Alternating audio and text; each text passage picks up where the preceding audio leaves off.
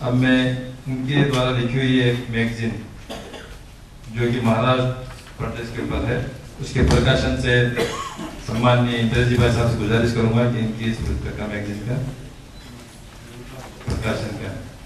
लतीफ मखदूम साहब हमारे राष्ट्रीय सह संयोजक भी हैं और आज आप और हम जो इस कार्यशाला में बैठे हैं इसके संयोजक।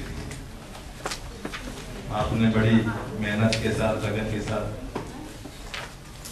इस मैगजीन को लिखा है, जिसमें मैं समझता हूँ मुस्लिम राष्ट्रीय मंच की भी काफी चर्चा है। मुस्लिम राष्ट्रीय मंच के कार्य मखदूम साहब ने अपने इस शिविर के कार्यशाला के अंदर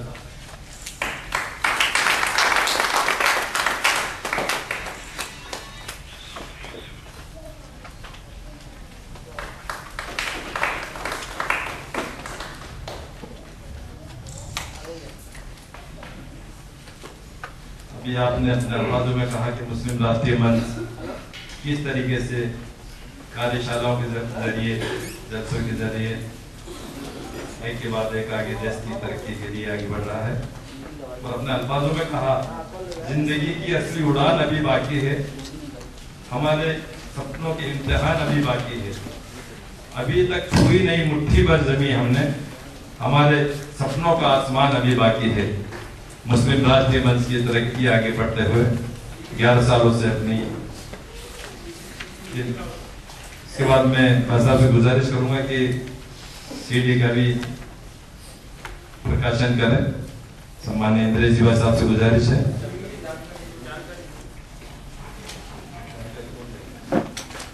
ऐसा है कि एक तिरंगा यात्रा जो हुई थी राष्ट्रीय एक उस पर सीडी है, एक महाराष्ट्र के शहीदों के नाम और गीत मिलन, इसके नाम पर एक सीडी है। एक अंतरराष्ट्रीय कार्यक्रम किया था दिल्ली में, जम्मू कश्मीर की आवाज, उसका एक सीडी है। अलग अलग कार्यक्रमों के 4 सीडी हैं।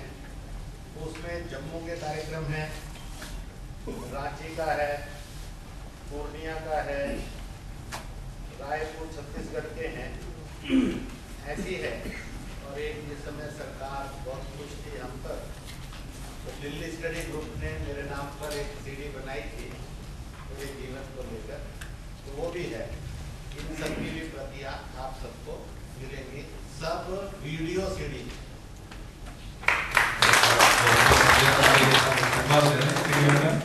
क्योंकि इनके अंदर वो सब चीजें जो मुस्लिम राष्ट्रीय मंच में सम्मानीय भाई साहब के मार्गदर्शन में काम करके बनाई गई हैं। और मैं अब हमारे बूढ़े रवा, हमारे सरपरस्त, हमारे मार्गदर्शक सम्मान्य इंद्रेश जी भाई साहब से गुजारिश करूंगा कि आप आकर हमें आशीर्वाद दें, मार्गदर्शन दें। एक बात कहना चाहूंगा इनके लिए मैं, लोग जो बावसूल होते हैं, कौम और मिल्लत के वो फूल होते हैं। लोग जो बावसूल होते हैं, कौम और मिल्लत के वो फूल होते हैं। हर इंसान को साथ लेके चलें, वो यकीनन इंद्रेश जी भाई साहब जैसे इंसान होते हैं।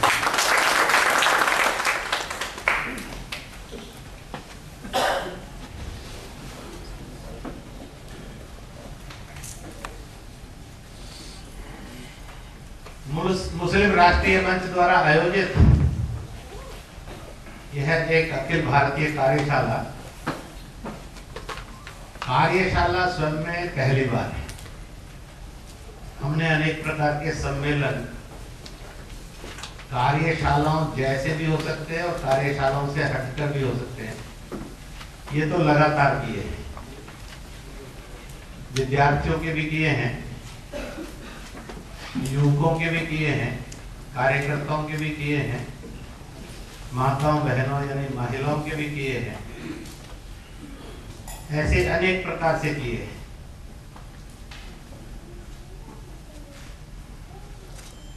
एक किस्म से मुस्लिम राष्ट्रीय मंच की जो तहरीक और तंजीम चली, इसके 11 साल पूरे होने जा रहे हैं। आंकड़ा बड़ा अच्छा है, 11 बड़ा शुभ माना जाता है।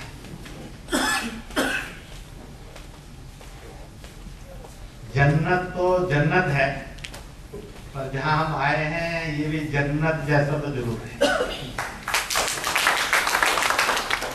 आते समय तो कईयों को लग रहा था पता नहीं कौन से जंगल में जा रहे हैं, पर जंगल में पहुंचने के बाद लगा कि पूरे मंगल में आ गए हैं। ठीक की बात। तो कोई कहने लगा कि भाई साहब यहाँ से तो अब जाने की इच्छा ही नहीं करेगी। मैंने कहा 3 दिन तो पक्के ही रह सकते हैं, फिर कभी इच्छा करे तो आकर रह सकते हैं।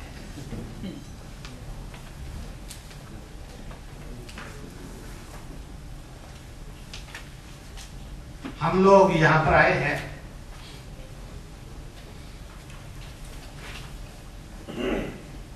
कुछ चंद बातें तो मैं कार्यशाला से संबंधित जो हमारे आचार विचार की रहेंगी वो कहता हूँ।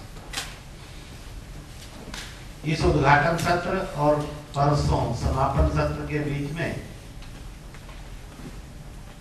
2-2 घंटे के लगभग 6 सत्र अपने रहेंगे, जिनमें 2 या 3 वक्ता बोलने के लिए रहेंगे, जो 15 मिनट 20 मिनट में अपने सब्जेक्ट को रखेंगे। फिर हर सत्र में एक 40 मिनट 35 मिनट अधिक भी हो सकते हैं किसी में अपने को मिलेंगे। हम उस विषय पर विचार भी रख सकते हैं और उस विषयों में प्रश्न भी पूछ सकते हैं।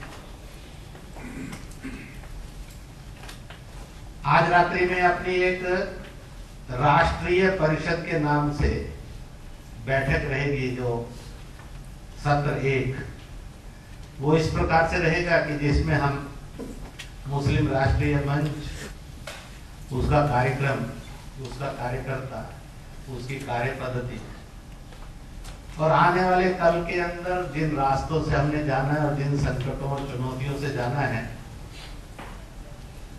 उनके बारे में चर्चा करेंगे। क्योंकि राष्ट्रीय परिषद का गठन अजमेर पुष्कर,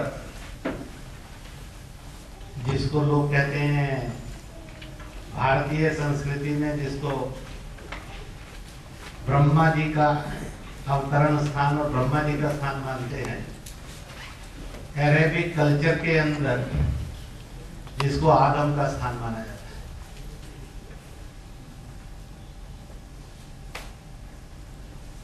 इस्लाम तो निकट के भविष्य का है और आदम के समय के हैं, इसलिए उसके समय की कोई कैलकुलेशन नहीं है। हजारों हैं कि लाखों हैं, लाखों हैं कि करोड़ों हैं, करोड़ों हैं कि अरबों हैं। तो इसलिए वहां पर राष्ट्रीय परिषद का गठन हुआ था। उसके बाद से राष्ट्रीय परिषद की बैठक नहीं हुई थी, राष्ट्रीय समिति की बैठक होती रहती थी, प्रांत सह प्रांत संयोजकों की भी होती रहती थी। राष्ट्रीय परिषद के लगभग 70% कार्यकर्ता इस कार्यशाला में आए हुए हैं। शेष विशेष आमंत्रित बांधकर जोड़ लिए जाएंगे और इसलिए वो राष्ट्रीय परिषद के सत्र के रूप में होगा, जिसमें आज और आने वाले कल के बारे में कुछ निर्णय हम लोग मिलकर करेंगे।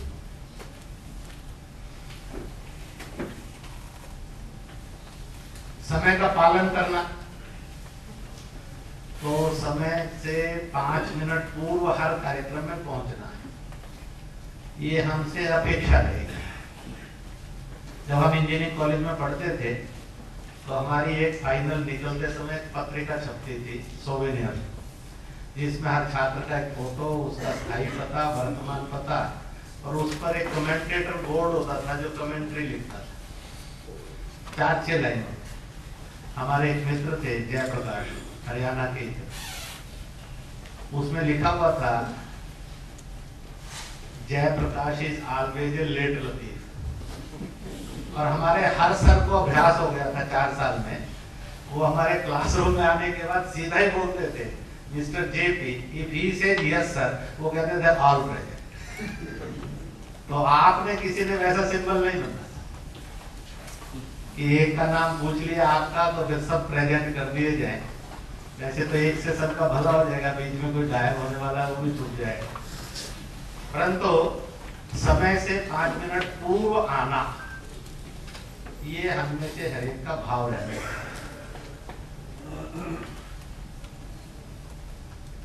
लोग गंगा स्नान पर जाते हैं, वहां के उदाहरण से बताता हूं। तो जब गंगा जल लेकर लोग बाहर निकले तो कुछ ने कहा कि गंगा मैया बड़ा भेदभाव करती है, एक को तो एक टीन जल दे दिया, दूसरे को एक डोल जल दे दिया, एक को एक लोटा जल दे दिया, एक को एक गिलास जल दे दिया, एक है कि मेरे को कुछ नहीं दिया। तो उन्होंने कहा कि बाकियों का तो समझ में आ गया, जो जैसा बर्तन लेकर गया और जिस भावना से गया उसको उतना जल मिल गया। ये कह रहा है कि मुझे कुछ नहीं मिला, तो पता लगा कि इसने बर्तन भी उल्टा किया हुआ था, उल्टे में भी मुंह को बंद किया हुआ था ताकि बूंद भी नहीं चली जाए। मेरे ख्याल है कि आप में से ऐसा बनकर कोई नहीं आया। तो भी अब हिंदुस्तानी मानसिकता से आए हैं और आदम से आदमी की मानसिकता से आए हैं, कि हम मजहब से मजहबी मानसिकता में आए हैं। ये निर्भर करेगा आपकी ग्रहण शक्ति का निर्णय करने में। अगर आप आदम से आदमी बनकर आए हैं तो आपकी ग्रहण शक्ति बहुत ज्यादा हो जाएगी,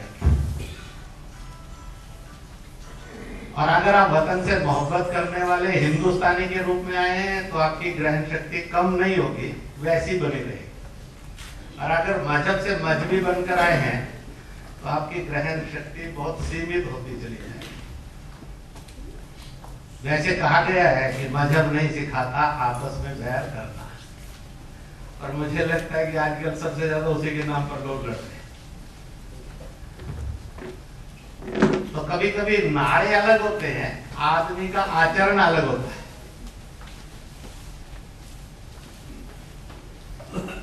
और इसलिए सिद्धांत और आचरण इन दो में भेद नहीं रहना चाहिए। और इसलिए अगर मजहब के सिद्धांत को ठीक से जाना है तो फिर आदमी कट्टर और सांप्रदायिक नहीं हो सकता। अगर ठीक से नहीं समझा तो वो कट्टर और सांप्रदायिक हो जाता है। जो कट्टर और सांप्रदायिक होता है वो बहुत खराब होता है। मैं इसके लिए छोटी सी एक बात कहा करता हूँ कि मैं मंदिर गया तो उनका प्रश्न था गोधरा और कश्मीर। मैं मस्जिद गया तो उनका प्रश्न था गुजरात। मैं गुरुद्वारे गया तो उनका प्रश्न था दिल्ली सिख धर्म। तो मुझे हर जगह मजहबी आदमी मिला, हिंदुस्तानी नहीं मिला। और इसलिए हर जगह के प्रश्न वैसे ही खड़े हैं, वो उसमें से निकल नहीं पा रहा।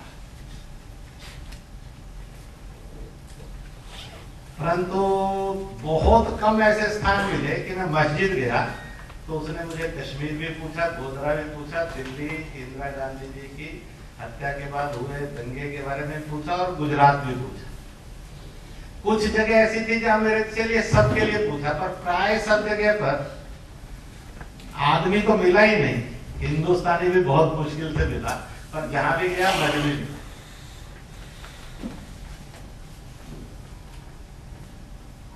तो हम सब किस रूप में आए हैं ये तय करेगा कि हम क्या लेकर जाएंगे, और ये हमारी ताकत बनेगा।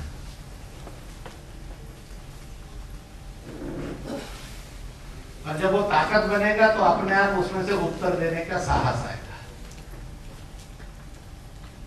और जब उत्तर देने का साहस आता है तभी वो नेतृत्व भी करता है, तभी प्रश्नों के समाधान भी मिलते हैं।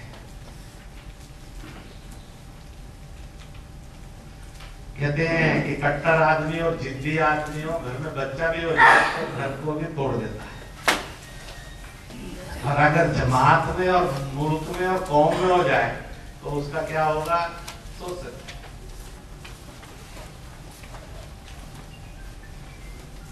तो इसलिए हम किस मानसिकता के साथ आए हैं और किस मानसिकता में ये रहेंगे, इसलिए यात्रा सीधी है। सिर्फ मैं के रूप में आया और मुझे क्या मिलेगा, तो आदमी के लिए स्कोप मिनिमम हो जाता है।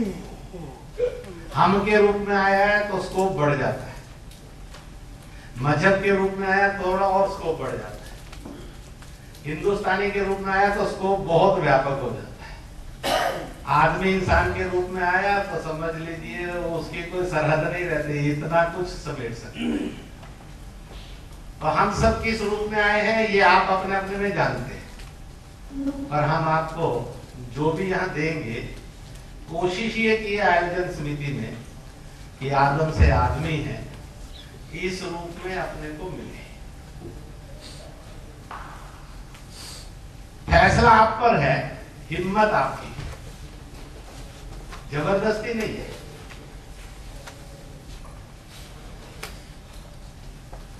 और इसलिए उसको कैसे देना ये आपके ऊपर निर्भर करेगा। ये जरूर है कि आदमी की बड़ी जल्दी इच्छा होती है कि वो छोटा हो जाए, दिखे बड़ा और हो जाए छोटा, इसमें वो जिंदा रहता है। हम अपने कार्यकर्ता को दिखे बड़ा और हो जाए छोटा में नहीं, वो दिखे भी बड़ा और हो भी बड़ा, इसमें जीने की आदत देना चाहते हैं।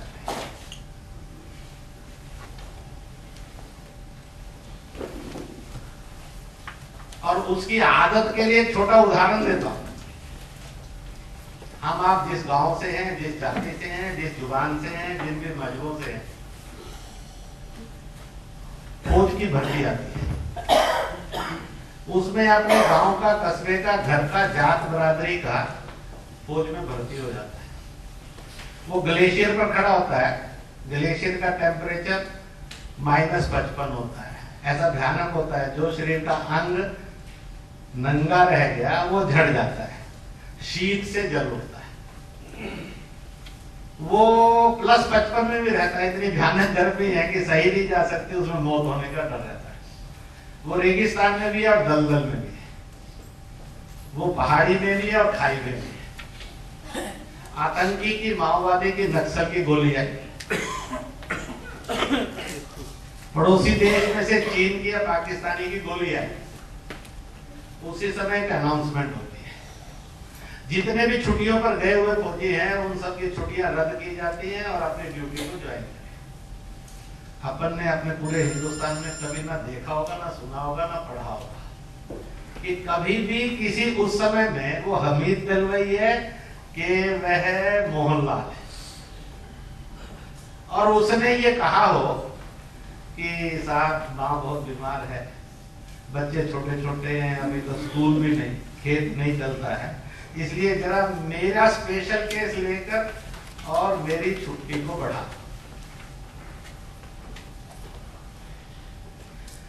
और रद्द हुई छुट्टियां साफ बता रही होती हैं कि तुझे मौत से लड़ने के लिए ड्यूटी पर जाना है और भरोसा नहीं है तो जिंदा रहेगा कि नहीं रहेगा।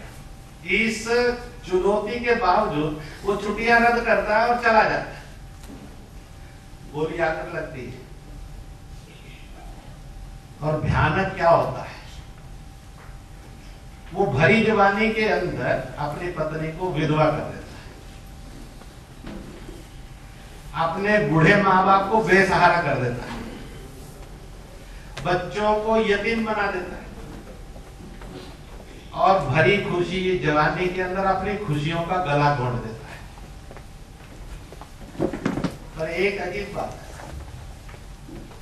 जो इन सबसे भी सुपीरियर है, उसके मन में कभी ये सवाल नहीं आता इस मौत से मुझे क्या मिलेगा। अगर उसके मन में ये आ जाए इस मौत से मुझे क्या मिलेगा, इतना पक्का है कि हम सब लोग, ना हमारी आजादी रहेगी, ना इज्जत रहेगी, ना रोजगार रहेगा, ना तालीम रहेगी, हम सिर्फ होंगे तो गुलाम गुलाम गुलाम, इसके अतिरिक्त कुछ नहीं हो सकता। उसकी कुर्बानी है जो मेरी और आपकी इस महफिल को होने के लिए अवसर देती है और गारंटी देती है कि आराम से करो, कोई खतरा नहीं। इसलिए लोग कहते हैं नेता मरता है तो तिरंगा झुकता है, पर तिरंगा कभी झुके ही नहीं। जो इसके लिए मरता है, सलाम किसको और महान को।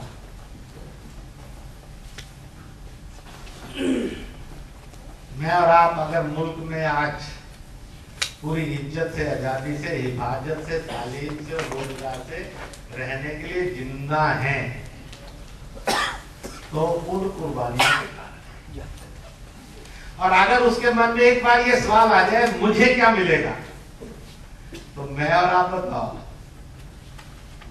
कि अपनी मस्जिद के अपना मंदिर, अपना गुरुद्वारा के अपना चर्च, अपना आश्रम के हवेली, करोड़ों और अरबों का व्यवसाय, बड़ा नेता के आम आदमी, कोई हिफाजत से और इज्जत से रह सकता है?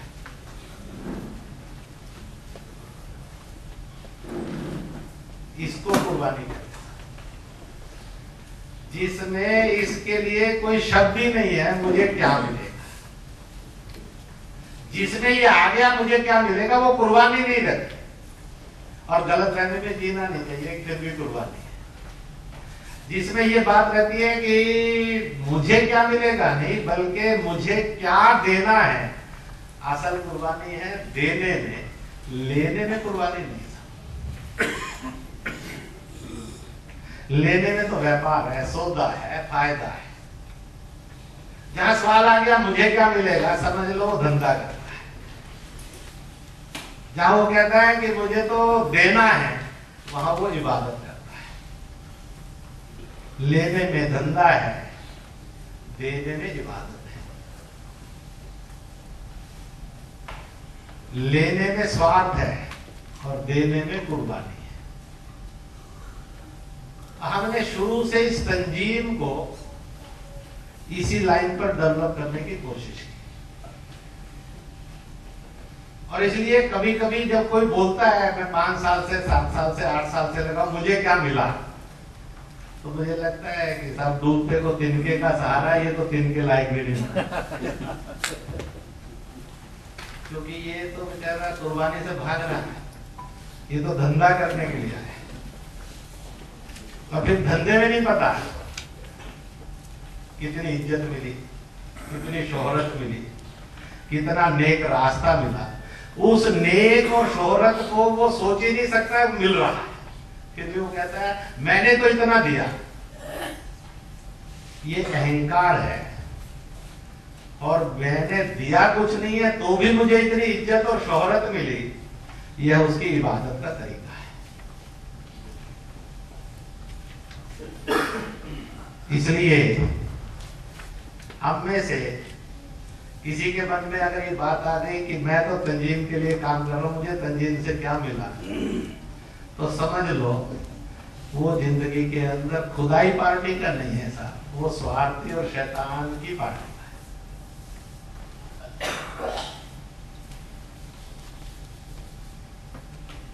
मैं तो ये सोचा करता हूं कि जब हम तंजीमों में आए नहीं होते तो हम क्या होते।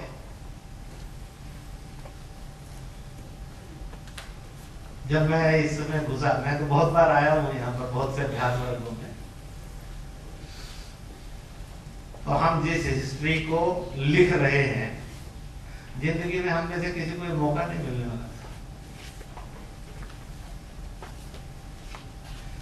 मेरे से एक ने पूछा तो मैंने कहा अगर हम मजहब में गए, सनातन वैदिक में हिंदू के, ना तो हम जात के लीडर थे, ना हम जुबान के लीडर थे, ना हम पंथ के लीडर थे, पर तंजीम ने हमारे अंदर जो खुशबू पैदा की, रोशनी पैदा की, उसके कारण हम वतन के लीडर बन गए। यहाँ बैठे हुए हम में से हर एक को पता है मजहब इस्लाम में अपनी औकात कहाँ है, परंतु इस तंजीम के कारण आज मजहब इस्लाम में और हिंदुस्तान में अपनी औकात कहाँ पहुंच गई। इससे बड़ी इबादत नहीं हो सकती, इससे बड़ी कुर्बानी नहीं हो सकती, और इससे बड़ी मुनाफा नहीं हो सकता जो आप पूरी जिंदगी में कमा नहीं सकते।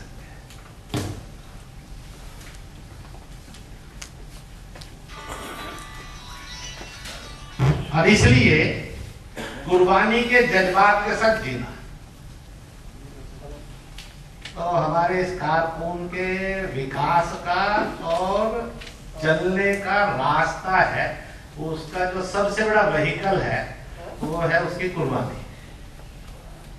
अगर कुर्बानी के व्हीकल में रहे तो सब मजा ही मजा है, तरक्की तरक्की, इज्जत ही इज्जत है। और अगर कुर्बानी के व्हीकल से निकल गए तो ना मजा है, ना तरक्की है, ना इज्जत है।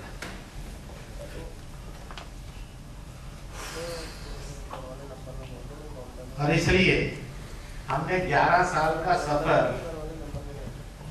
तो मैं आज आप सब में से कुछ नए लोग, बाकी पुराने, तो इस कसौटी पर घिस कर देख लेना, माल खरा है कि माल में मिलावटी है कि माल में कुछ कमजोरी, तो आपको अपना रिजल्ट पता लग जाएगा। हमारा काम इतना ही है कि आपका रिजल्ट बी बेस्ट है। आप पास नहीं हो, सेकंड डिवीजन में नहीं हो, फर्स्ट डिवीजन में नहीं हो, आप मेरिटोरियस हो। इसके लिए आप सब मिलकर काम करते हैं और इसी के लिए हम काम करते हैं कि आपकी चमक ऐसी हो कि उस नूर से घर भी रोशन हो, मोहल्ला भी रोशन हो, तंजीब भी रोशन हो, मुल्क भी रोशन हो, मजहब भी रोशन। इसलिए कभी कभी थोड़ा सा रगड़ कर बोलते हैं, तो कभी कभी थोड़ा प्यार से करते हैं, परंतु खुशबू किससे आएगी, आपकी रोशनी किससे आएगी, तो कुर्बानी से आएगी। और कुर्बानी कमजोर हो गई तो आपकी खुशबू और रोशनी आपको ढूंढेंगे पर मिलेगी नहीं आपको।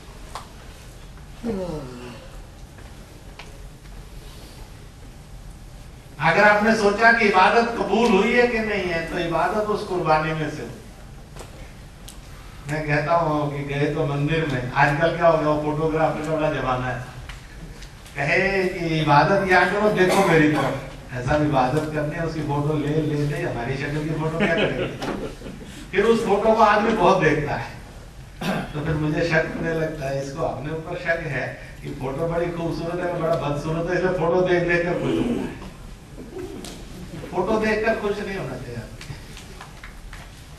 अपना कर्म देखकर खुश होना चाहिए, अपनी इबादत को करके खुश होना चाहिए। जब इबादत से और कर्म से खुशी महसूस करोगे तो जिंदगी बहुत हसीन हो जाएगी, बहुत अजीब भी हो जाएगी, पवित्र भी हो जाएगी। इसलिए खुशी मनाओ अपनी फोटो से नहीं, खुशी मनाओ तो अपनी इबादत से और अपने कर्म से।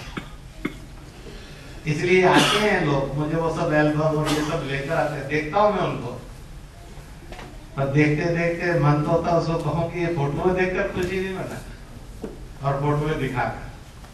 तो अपनी इबादत इतनी कर, हर आदमी को फोटो अपने आप ही मिल जाए। अपना कर्म ऐसा कर कि हर आदमी को तेरा एल्बम नहीं देखना पड़े सब, और हमें दिखाना नहीं, पर तो भी दुनियादारी के लिए जरूरत है। इसलिए उन सब चीजों को संग्रह तो करना, पर ध्यान रखना कि वतन की और मालिक की इबादत का रास्ता कुर्बानी है।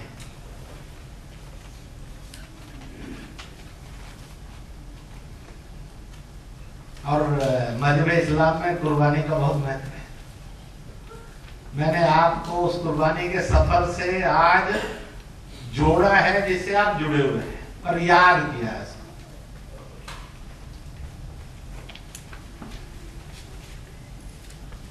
तो हमारा कार्यकर्ता इस तरह का है, इस तरह का होगा, और इस तरह के सफर में उसको खुशियां नसीब होंगी, ये मुझे पूरा भरोसा है।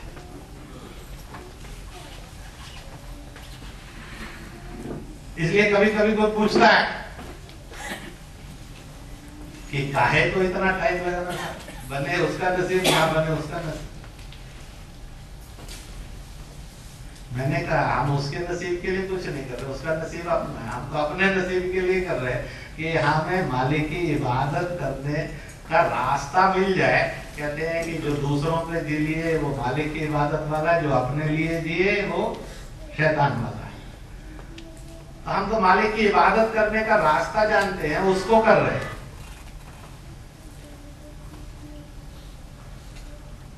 और इसलिए हम में से हरेक का प्रकार यही बनना चाहिए। अगर कभी आप में से हरेक ने लिखा कि आप 1 साल से जुड़े थे, 11 साल से, मुझे क्या मिला, तो आपके कागज कम पड़ जाएंगे सर। और अगर कागज कम नहीं पड़े तो समझ लेना कुछ बेईमानी होगी।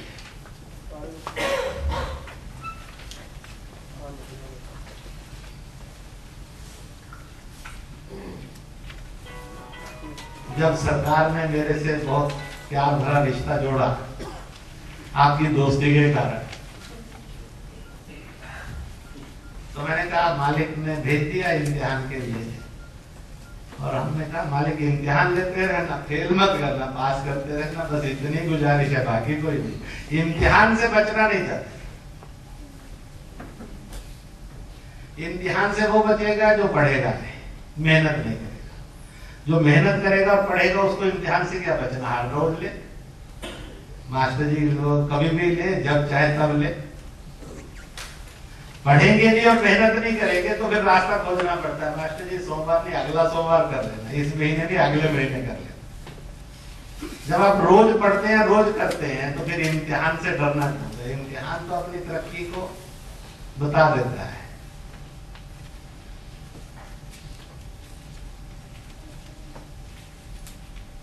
इसी के साथ साथ हम यहां पर आए, जब जी रीजनल ने मेरा लिया था तो मैंने उसके अंदर कहा था आदमी के पास 2 चीजें होती हैं, एक उसका अधिकार होता है, एक उसका कर्तव्य होता है। अधिकार आदमी को तानाशाह बनाता है, जुल्मी बनाता है। अधिकार उसको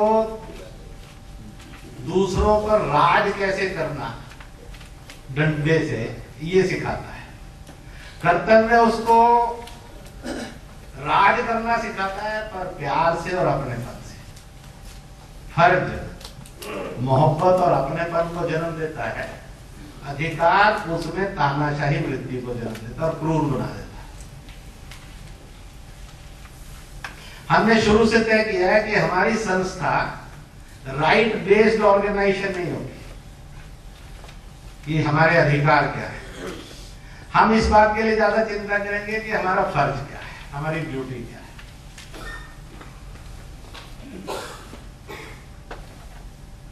कहते हैं ड्यूटी करने में बहुत मजा आता है। लोग भी कहते हैं ये ड्यूटी बहुत अच्छे से करता है।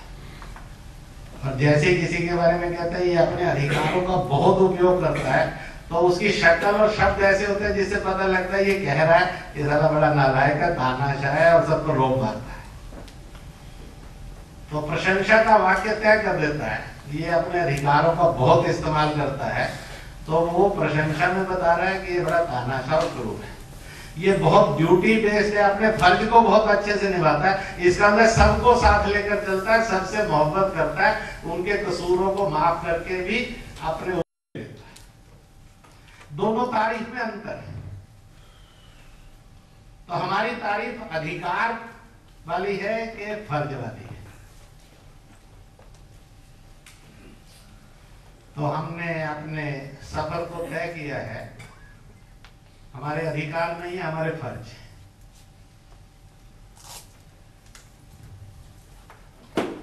और इसलिए हम फर्जों से अपना काम करते हैं, अधिकारों से नहीं करते। 11 साल के सफर की ये भी एक विशेषता है। नहीं तो 11 साल का सफर कोई आसान सफर नहीं था।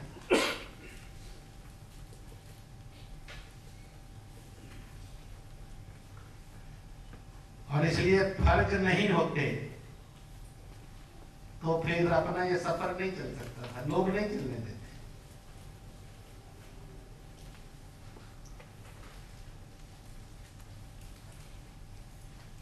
तो इसलिए हम में से हर एक के दिमाग में रहने के फर्ज, क्योंकि फर्ज इबादत है, अधिकार इबादत से थोड़ा दाएं बाएं कर देता है।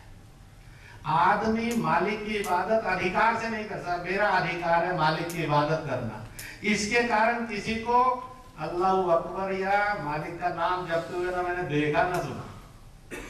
जब उसके मन में फर्ज होता है तो वो उसकी इबादत में 5 घंटे भी करता है, 50 घंटे भी करता है। फिर वो रोजा भी बेहतरीन रखता है, ज़कात भी बढ़िया निकालता है।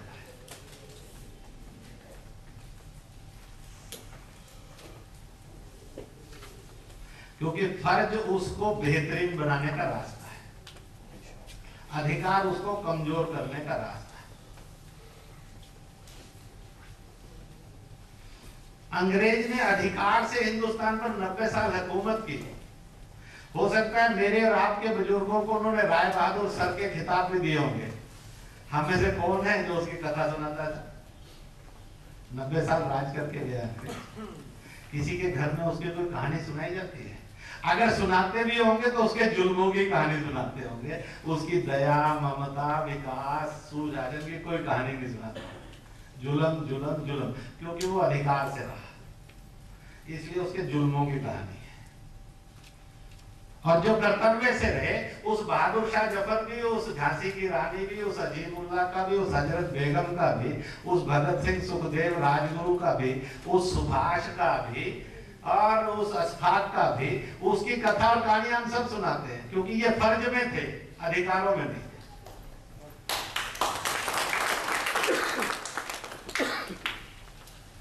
और इसलिए फर्ज के साथ, इसलिए हम आदम से लेकर नबियों की परंपरा तक सबकी कहानियां सुनाते हैं, क्योंकि वो अधिकारों के साथ नहीं थे, वो फर्जों के साथ थे। इसलिए उनकी कथाएं हैं, कहानियां हैं, किससे? इबादत।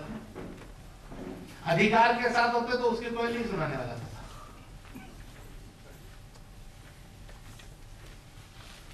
और इसलिए हमने भी नबियों वाला मार्ग चुना कि अपने फर्ज है, अपना अधिकार कोई नहीं।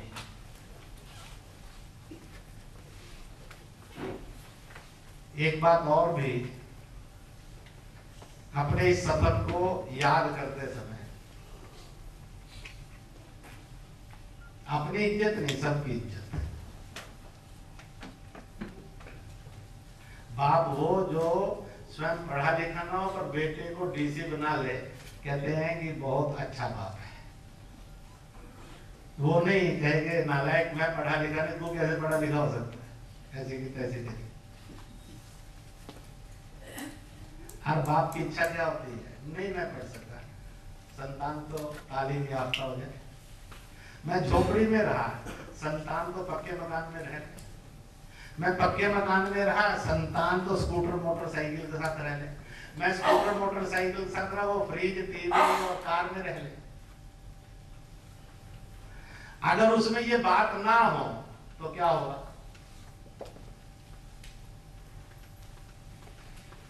तो हमारी खुशी किस चीज में है कि सब साथ मिलकर चले और आगे बढ़े।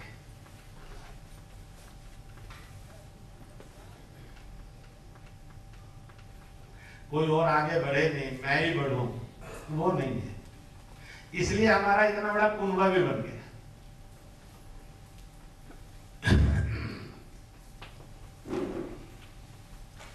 अब यहाँ अगर उपस्थिति के लिए स्कोप होता तो शायद हम 500, 700, 800, 1000 की भी वर्कशॉप करने की सोच रहे थे, पर पहली बार करनी है, अच्छी हो, ठीक से हो, मोहब्बत से हो, आराम से हो। तो जितनी व्यवस्था इन्होंने दी उससे ज्यादा इन्होंने दी। जब व्यवस्था करने की आई तो मेरा फायदा बाकियों को मिले, तो लगा कि साहब 8-10 लाख रुपया खर्च होगा, तो कहां से लाना? अब इस 3 दिन का इस कॉर्पोरेट स्थान का पूरा किराया और रोटी भरनी हो तो फिर तो 12-15 लाख में चला जाए। आप ही में से बैठे हो, एक ने कहा साहब भोजन मैं दे देता हूँ, सर्टिफिकेट जो इसके सारे साधन बनेंगे, सीडी वीडी, वो मैं करता हूँ। एक ने कहा मैं करता हूँ, एक ने कहा मैं करता हूँ, एक ने कहा मैं करता हूँ। तो किसी ने 50 दिया, किसी ने 2 दिया, और सब मिलाकर 8-10 ने। उन्होंने कहा ना हमारे नाम की जरूरत है, ना हमें ताली की जरूरत है, क्योंकि ये तो फर्ज है। बाकियों को हमने कहा साहब अपना अपना खर्चा करके आ जाओ, क्योंकि हम वैसी पार्टी तो है नहीं है सर। नहीं तो मुल्क की व्याख्या करते मैं एक यूनिवर्सिटी में बोलने के लिए गया तो उसने एक चिट भेजी, आज का अपना हिंदुस्तान, हर साल 1 करोड़ों अरबों का घोटाला, हर महीने एक आतंकी और पड़ोसी देश का हमला, मरता सिर उतरते 10-20 हिंदुस्तानी, और हर रोज बढ़ती बेरोजगारी, महंगाई, मिलावट, घूसखोरी, और हर रोज हर सप्ताह बढ़ती महंगाई, मिलावट, घूसखोरी, बेरोजगारी, और हर रोज किसी ना किसी एक बेटी बहू की लुटती इज्जत। ये हिंदुस्तान है। मुझे लगा कि ये चारों लाइनें इतनी सच हैं, इसमें उन नौजवानों ने जो लिखा कुछ भी झूठ नहीं लिखा।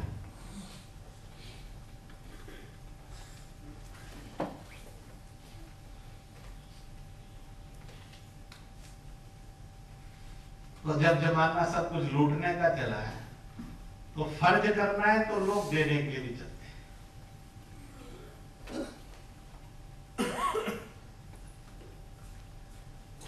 और इन्होंने कहा कि एक अच्छा प्रयोग होने जा रहा है, एक नए हिंदुस्तान, मजबूत हिंदुस्तान, खुशहाल हिंदुस्तान के लिए।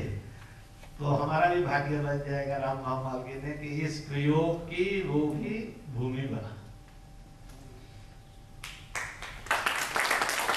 इसलिए उनकी अपनी किस्मत, अपनी किस्मत के साथ जब ये प्रयोग होने वाला था, हम उसके हिस्सेदार हैं। इससे बड़ा सौभाग्य नहीं हो सकता। हम हिंदुस्तान की और खुशहाली, मजबूती, सलामती, भाईचारे और अमन की जब तहरीक लिखी जाएगी तो उस तहरीक के अंदर जैसे ही हम इसमें आ गए, उस दिन नाम रजिस्टर हो गया कि हम इस तहरीक के खिलाड़ी भी हैं, लेखक भी हैं और इसके कारकुन, कार्यकर्ता। अब इससे बड़ी कौन सी इज्जत मिलनी सर? इससे बड़ी कौन सी शोहरत मिलनी जो जिंदगी भर लगे रहो तो भी नहीं मिली?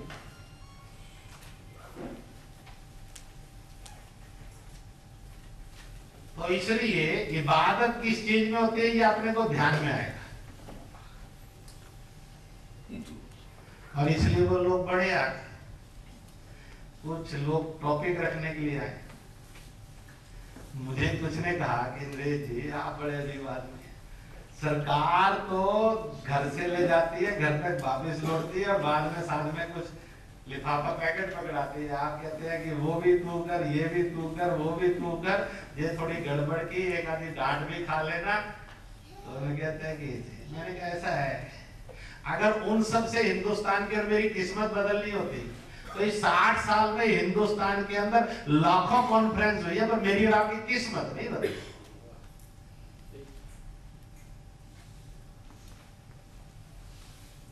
हजारों नेताओं के भाषण हुए हैं, विद्वानों के भाषण हुए, पर मेरी और आपकी किस्मत और हिंदुस्तान की किस्मत बदल नहीं सके। क्यों?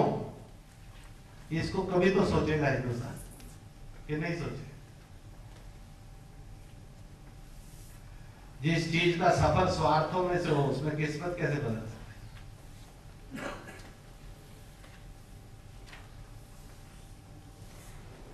जिसमें मालिक के साथ भी सौदा करने का काम हो, उसमें किस्मत कहां से बदलेगी?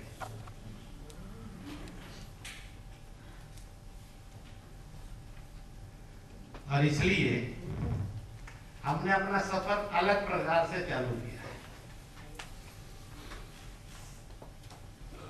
और उस सफर के अंदर यश ही मिला है, असफलता नहीं मिली है। जिस चीज में हाथ लगाया, जिधर को चले, मालिक ने उधर ही फूल वर्षा की, हमारी इबादत कबूल कर ली। अब मालिक कबूल कर ले तो और हमें चाहिए कुछ। तो इसलिए लोग आगे बढ़ते हैं, इबादत करने की हिम्मत होनी चाहिए। इसलिए मैं कहा करता हूं, जो रोटी बांट कर खाना जानता है वो भूखा कभी नहीं मरता। जो दूसरों को खुश करना जाता है वो कभी उदास नहीं होता। जो दूसरों का फायदा करना जाता है वो कभी उजड़ता नहीं। यही तो नबियों के पैगाम, और कौन से पैगाम, और इससे बड़ा और कुछ हो भी नहीं सकता। उन्होंने जिंदगी जीने के रास्ते ही तो बताए हैं अपनी कथा कहानियों से और अपनी इबादत से, अपने लाइनों से।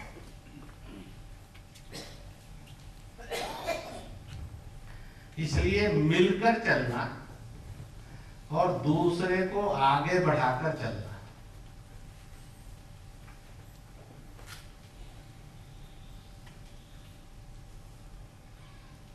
मैंने कुछ बातें ये इसलिए कही कि हम जिस वर्कशॉप को करने के लिए आए हैं उस कार्यकर्ता की क्वालिटी क्या रहे और उसका तौर तरीका क्या रहे, ये बड़ा जरूरी है।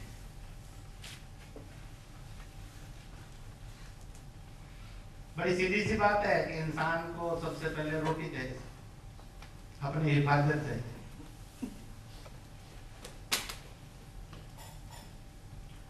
फिर उसको अपनी इबादत चाहिए, मालिक की है कि वतन की,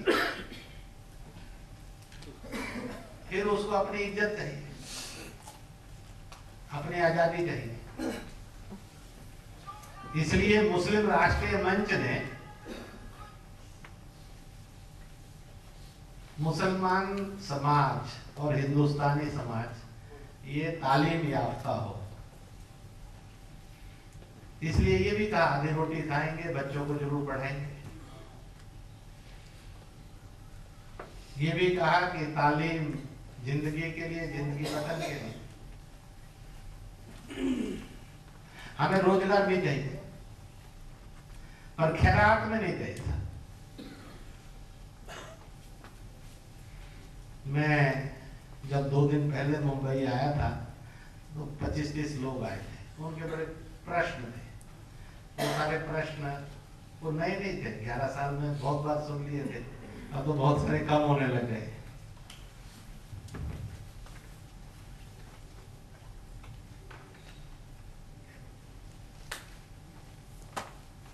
तो मैंने उनसे एक मोटी सी बात कही, मैं कहा भाई एक सच्चर कमेटी बनी। उसने बताया मुसलमानों के हालात कैसे। अब मुसलमान के हालात कैसे है तो मुसलमान जानता ही है। हिंदुस्तान कहाँ है दुनिया में ये हर हिंदुस्तानी जानता है। वास्को डी गामा नहीं जानता तो वो अज्ञान में है, हम थोड़ी अज्ञान में। वो कहें कि वास्को डी गामा ने हिंदुस्तान खोज कर दिया, तो हमें तो अपना पता था, उनको नहीं पता तो नालायक तो वो है। जिन्हों को 50 साल 60 साल ये वोट देता रहा, वो बताए तेरी हालत ऐसी है, इससे बड़ा मजाक क्या होगा सब किसी के साथ। तूने कैसी हालत की है, इस बदतमीजी की रिपोर्ट का नाम सच्चर कमेटी। क्या बात,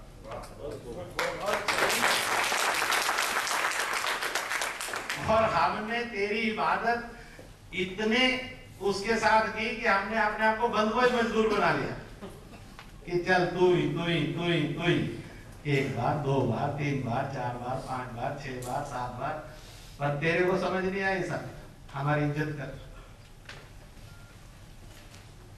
तो ये तो उनकी है। फिर मैंने उनको कहा सौदे कैसे होते हैं, तो आपके साथ भी सौदे पहले भी होते रहे, अभी भी होते हैं। तो नया सौदा ही बताया मैंने, 7,000 करोड़ रुपया वेलफेयर के नाम से रिलीज करने की बात है। एक विधानसभा चुनाव में पिट गए तो थोड़ी रेट बढ़ा, 13,000 करोड़ किया, फिर रेट बढ़ा 18,000 करोड़ किया, 2 लाख नौकरियां, 4-8-9% रिजर्वेशन। अल्टीमेटली यूपी के चुनाव से पहले 3 घोषणाएं करके काम लागू कर दिया, 25,000 करोड़ रुपया, 2 लाख नौकरियां और 18% आरक्षण। यही थी ना हर साहब मुल्क में है उनकी हुकूमत, सूबों में भी कई जगह हुकूमत। आप जितने बैठे हैं, आपको दूर नजदीक का कोई एक मुसलमान परिवार ध्यान में आया हो जिसको 25,000 करोड़ रुपए में से 5,000 50,000 स्कॉलरशिप के लिए है, कि शिक्षा के लिए, नौकरी के लिए, कि रोजगार के लिए, मकान के लिए, किसी के लिए मिला? तो कहां गया 25,000 करोड़? नहीं साहब दो, आरएसएस वाले नहीं बांटने दे। मैंने कहा ठीक, एक दफा गाली देने का धंधा करते रहो, उनके बंधुआ मजदूर रहो, इधर गाली देते रहो, तो बदकिस्मती का इतिहास तो लिख ही लिया। ना अपने बने ना किसी और के बने, ये भी समझ नहीं सके ठीक क्या हो रहा है, गलत क्या हो रहा है। 2 लाख नौकरियां, आरक्षण,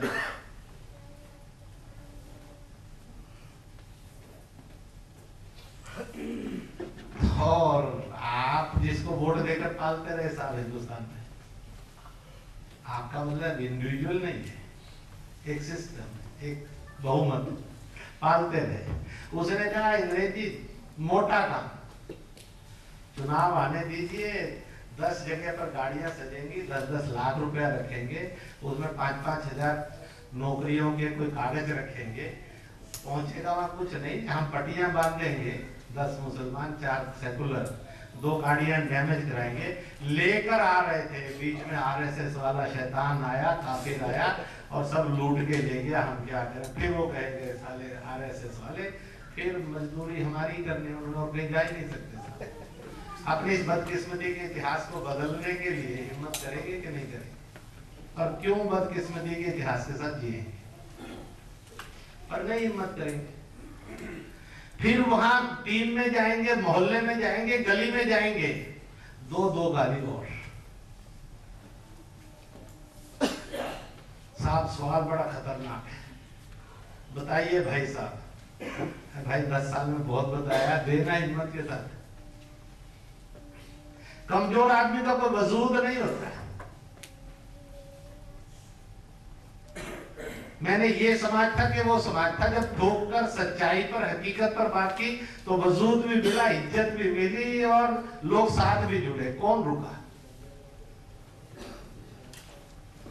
और इसलिए आप में ये हिम्मत वाला जज्बात आएगा कि आप कमजोर जाएंगे यहां से, इसका भी फैसला करना है, या फिर आप जाकर कमजोर बन जाएंगे।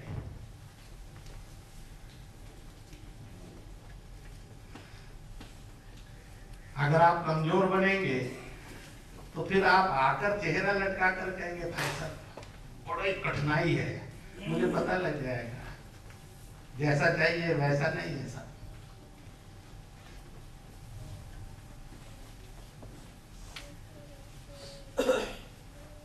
तो इसलिए बात को जोर से रखने का, अगर हिंदुस्तानी होंगे तो आप जोर से रखेंगे, अगर मजहबी होंगे तो आप भटक जाएंगे उस कट्टरता के बीच में, उस गलत के बीच में, उस गंदगी के बीच में, उस अन्याय के बीच में, उस फिरकादारन बीच टोले के बीच में। इसलिए आपको तय करना आप क्या बन कर जाएंगे। उत्तर देना कठिन नहीं है, उत्तर देने की हिम्मत बांधने के लिए अपनी तैयारी करनी।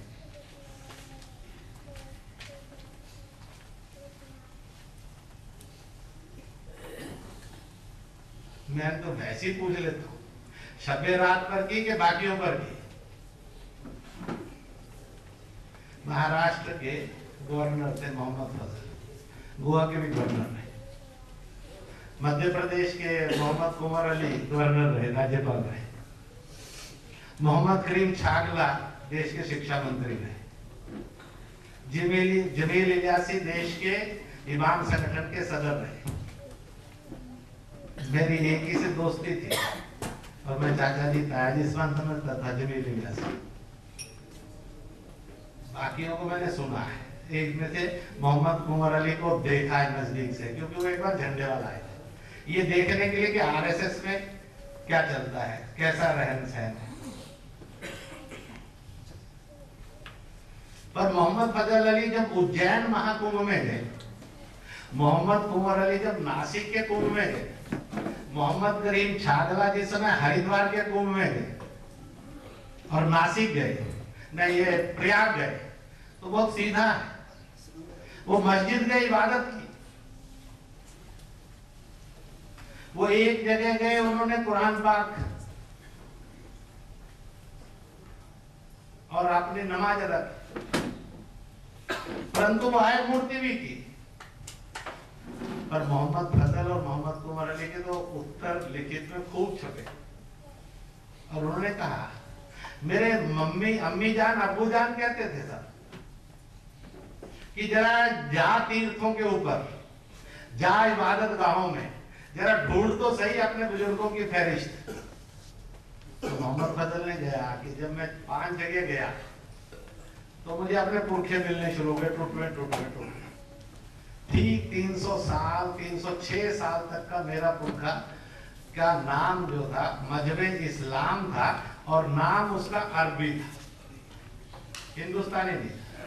पर 306 साल पहले के मेरे पुरखे सब मजहब सनातन के थे और नाम हिंदुस्तानी थे उनके। तो इसलिए आया कि मुझे अपने पुरखों के लिए इबादत करनी है, जो फिर उनके दीन के अनुसार करूं। इसलिए 306 साल के पिछले पुरखों के लिए मैं मस्जिद गया, चटाई बिछाई, मैंने नमाज पढ़ते इबादत की उनके लिए। फिर मुझे आया कि मैं सच्चा हूं, नेक मुसलमान हूं, सच्चा हिंदुस्तानी हूं, इसलिए मैं यहाँ आया, मैंने ये पूजा की जो मेरे मजहबे सनातन वाले मानने वाले और पुरखे थे उनके लिए। अगर मैं ये नहीं करता तो फिर मैं मजहबी होता, मैं हिंदुस्तानी और इंसान नहीं हो सकता और मुसलमान नहीं हो सकता।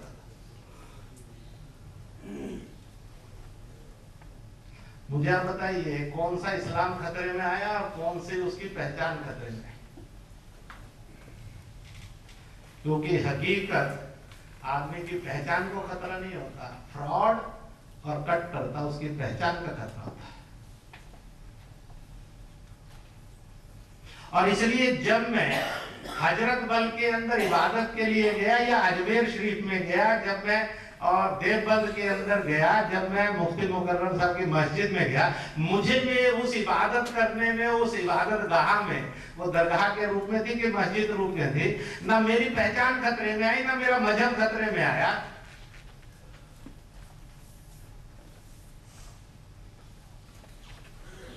दुनिया की कोई ताकत कह सकती है कि नहीं साहब आपका मजहब और आपकी पहचान खतरे में, इसलिए गलत नहीं जीना चाहिए।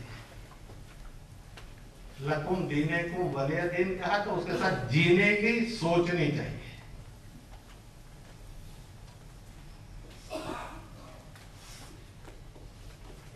मुझे नहीं कभी लगा, और इसलिए अपने मजहब पर चलना, अपने दीन पर चलना, परंतु सब आदमी बनकर चलना। इसलिए अपने मजहब पर चले मजहबी बनकर, और आदम से आदमी बनकर चलो तो आपको कोई खतरा नहीं। आपका नूर बदल जाएगा, आपकी रौनक बदल जाएगी, आपकी शोहरत बदलेगी।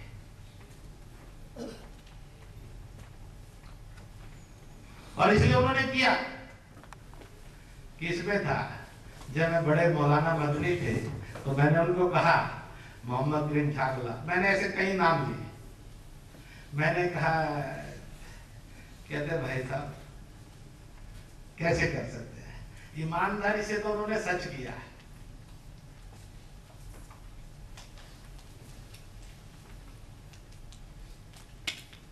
हम जिस भी माँ बाप के हैं, जिस भी वतन के हैं, जिस भी जात के हैं, जिस भी जुबान के हैं और जिस भी इबादत के हैं, मालिक से हैं, किसी मौलाना से, किसी पंडित से नहीं है। सर वो कौन होता है जो हमें इधर उधर कर देगा? वो क्या मालिक से बड़ा है?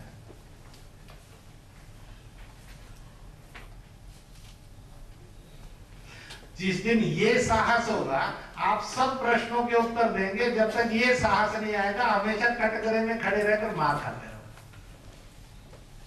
हमारा काम वो कटघरे में खड़े होकर मार खाने वाला नहीं चाहिए, सवालों का जवाब देने वाला चाहिए। इसलिए दुनिया के सबसे बड़े मुस्लिम देश, 27 करोड़ पॉपुलेशन के मुस्लिम देश इंडोनेशिया का प्रेसिडेंट भारत के गणतंत्र में आता है, जिस समय जामा मस्जिद के इमाम और बाकी सब के साथ जाते हैं, बच्चों के और उनके नाम सुनते हैं तो कहते हैं हमारी एयरवेज का नाम गरुड़ एयरवेज है। रामनवमी हमारा नेशनल फेस्टिवल है। करेंसी पर गणपति का चित्र है, रिद्धि सिद्धि के देवता।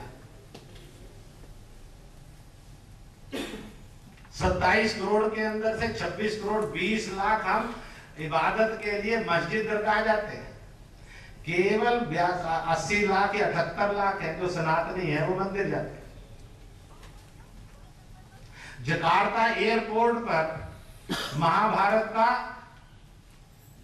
5200 साल पुराना चित्र है। घटोत्कच जब महाभारत के युद्ध के अंदर दुष्टों से लड़ रहे होते हैं, वो मानते हैं हम घटोत्कच की वंश परंपरा से और पांडवों से। कितना है, जितनी बड़ी ये स्क्रीन है इतना बड़ा चित्र है, और पौने किलोमीटर के ऊपर चौक है सर, जहाँ 28 फुट ऊंची बजरंगबली की मूर्ति है। वहां का प्रेसिडेंट आता है कि प्राइम मिनिस्टर आता है, चीफ सेक्रेटरी आता है कि मस्जिदों का श्रेष्ठ इमाम आता है, काजी आता है शहर का, दुनिया का किसी भी राजनीतिक नेता जाता है। हर आने जाने वाली गाड़ी वहां रुकती है, सलाम करती है, फिर आगे जाती है, पीछे जाती है। उन्होंने कहा हम पूर्वजों से रामकृष्ण की संतान हैं, तहजीब से हम सनातनी हैं। जिंदगी के अंदर हमारे पास 650 साल पहले मजहब इस्लाम आया, हमने कबूल कर लिया, और इसलिए हम अपनी इबादत के लिए और अपनी जिंदगी को साफ सुथरा और सच्चा रखने के लिए मजहब इस्लाम से अपनी इबादत करते हैं, मालिक को स्मरण करते हैं, और इन सब में कोई झगड़ा नहीं है। हम दुनिया के सबसे बड़े मुस्लिम देश के रूप में जिंदा है। और इसलिए उन्होंने कहा था उस समय उन सारे इमामों की टोलियों को कि तुम हिंदुस्तान के लोगों का यही सच है। जिस दिन तुम इस सच को स्वीकार कर लोगे उस दिन तुम नूर वाले मुसलमान होगे और सच्चे हिंदुस्तानी मुसलमान होगे और आदम से आदमी की औलाद होगे। ये तो उसका उत्तर है।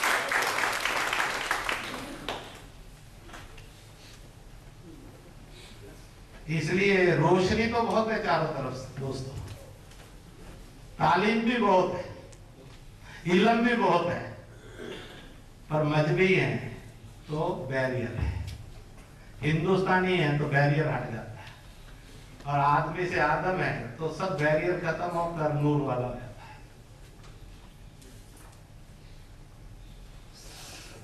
इसलिए जाना कहाँ है, बनना क्या है, इस सफर को सोचना और खोजना और चलना पड़ता है।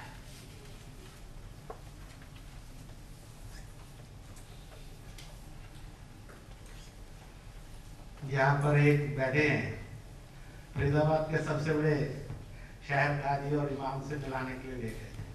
मैंने को कहा, मैंने कहा आप कहते हैं हम हिंदुस्तानी और आप हमें कहते हैं संकुचित सांप्रदायिक है। मैंने कहा जितने बैठे हो तुम में से किसी का नाम हिंदुस्तानी नहीं सर, या तो अरबी नाम है, या फारसी नाम है, तुर्की नाम है, हिंदुस्तानी नाम तो किसी के पास में नहीं। नाम मजहब में नहीं होते साहब, नाम दुल्हनों से होते। पर मैंने कहा तो एकदम झटका खाए और चुप हो गए। मैंने कहा इसलिए कीचड़ उछालते समय थोड़ा ध्यान रखा। मैं क्या मौलाना बहुत इज्जत करता हूँ, आप मेरे से 13 साल उम्र में भी बड़े हैं, आप 78 के, मैं 65 पार कर रहा हूँ। पर जब आपने कीचड़ उछाला तो मुझे लगा सच बता देना, तो संभल कर बात है। आज हम अच्छे दोस्त हैं, अगर 8-10 दिन बाद मेरा फोन नहीं आए तो तड़पते हैं और उनकी शिकायत आ जाएगी। हम मेरी उम्र में बड़े हैं तो मेरे ही फर्ज है उनकी शिकायत दूर करना, उनका काम नहीं है मेरे से शिकायत करना। It is my duty.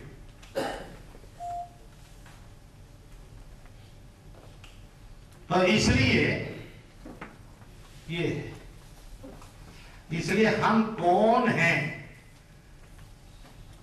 क्योंकि ये सफर आपको कोई बताने वाला नहीं दोस्तों, हमने आपसे सीखा आपकी हकीकत क्या है, इसलिए ये बताने लगे।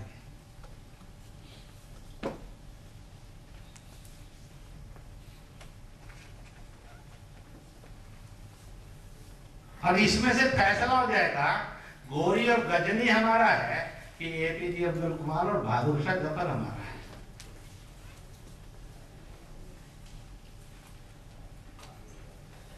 मुजफ्फरनगर के दंगे मैं अभी गया हुआ था, धामपुर मेरठ इधर टूर पे, मुझे मुसलमान मिलने गया है। जमायत हिंद से भी आए, जमायत इस्लामी से भी, उनके भी कुछ लोग थे। मैंने कहा मुझे बताओ क्या होगा। जो भी घटता था, एक लड़की की इज्जत लूटने के लिए हाथ उठा, वो मुसलमान था, लड़की जाटों में से, उससे पहले एक अनुसूचितों में से थे। उनके भाई गुस्से में गए, वहां झगड़ा बढ़ गया, उन दोनों भाइयों ने उसका कत्ल कर दिया। अब भरे मोहल्ले के अंदर अपने बच्चे का कत्ल होते हुए, चाहे खराब भी हो चाहे अच्छा भी हो, कौन देखेगा, कौन सहेगा? खून खोला। 10 लोगों ने 20 लोगों ने मिलकर उन दोनों का कत्ल कर दिया। जिस बेटी की इज्जत लूटी वो हिंदुस्तानी थे, लूटी नहीं, छेड़ने की कोशिश की, पर जिसने किया वो मर गया। जिन्होंने उसको मारा वो भी मारे गए, इसलिए वो हो गया। अब बचे कौन थे सब? या जिस लड़की के ऊपर हाथ उठ चला था, या फिर जिन्होंने उन 2 को मारा था। बाकी तो 2 का निपटारा हो गया। एक मुसलमान मारा गया, 2 हिंदू मारे गए, ये हो गया। वो 8 पकड़ कर ले गए थे, नेताओं ने उनको छुड़वाया। लखनऊ की सरकार एसपी ने और दिल्ली की सरकार ने, समाज रिएक्ट कर गया। जहां सैकड़ों सालों से भाईचारा था और आराम से रहते, वो समाज उड़ा, अन्याय बर्दाश्त नहीं। परिणाम क्या निकला? 24 भगवान जी को प्यारे हो गए, 55 खुदा को प्यारे हो गए, 45,000 खुदा को ढूंढने के लिए उजड़ गए, 6,000 भगवान जी को ढूंढने के लिए उजड़ गए। नेताओं को क्या मिला? उन्होंने तो पॉलिटिक्स कर ली। अब इन मरों को कोई ला सकता वापस? इन उजड़ों को फिर बसा सकता उस गांव के अंदर? कोई नहीं कर सकता। नेताओं ने राजनीति पूरी की, मजहबी नेताओं ने भी अपनी राजनीति पूरी की, पर जो मर गए उनको कौन लाएगा? जो उजड़ गए उनको कौन बसाएगा? फिर चला, मरने वाले और उजड़ने वालों में फिर कानून को, मदद को भी मजहबी रंग दिया। सुप्रीम कोर्ट ने कहा कि साहब सबको दो।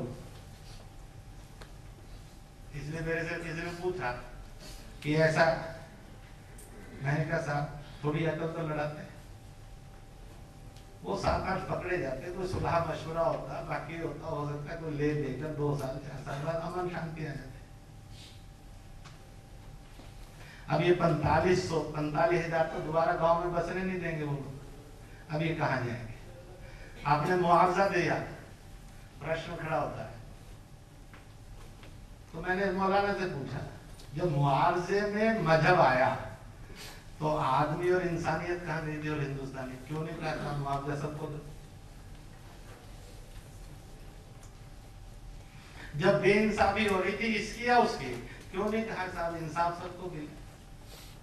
आपने जब इंसाफ को मजहब के नाम पर बांटा, वहां की जनता ने कहा लो। परिणाम क्या निकला? ये देश का दुर्भाग्य क्यों लिखने दिया? आपने उस गिरेबान पकड़कर अखिलेश यादव से और आजम खान से क्यों नहीं पूछा कि साहब हम सब हिंदुस्तानी हैं, तेरी नीति और नियत के कारण खुदा को प्यारे हो गए 55 और खुदा को ढूंढने निकल गए 45,000। बता, तू बसाएगा कि तेरा बाप बसाएगा? दिल्ली बसाएगी राहुल गांधी की, कि तू बसाएगा अखिलेश यादव, आजम खान, उन सबको बाप? वो तो नहीं, बस नहीं जा सकते, पड़े बेचारे लावारिस। किसी की बेटी का निकाह आ गया, किसी के बच्चे के आगे के एग्जाम आ गए, किसी को अगली क्लास में जाना है, किसी को नौकरी में कुछ करने के लिए जाना है, नहीं जा सकते, प्रॉपर्टी बेच नहीं सकते, कुछ नहीं कर सकते। कौन लिखेगा इनकी किस्मत के इतिहास? ये गंदी मजहबी पॉलिटिक्स लिखेगी।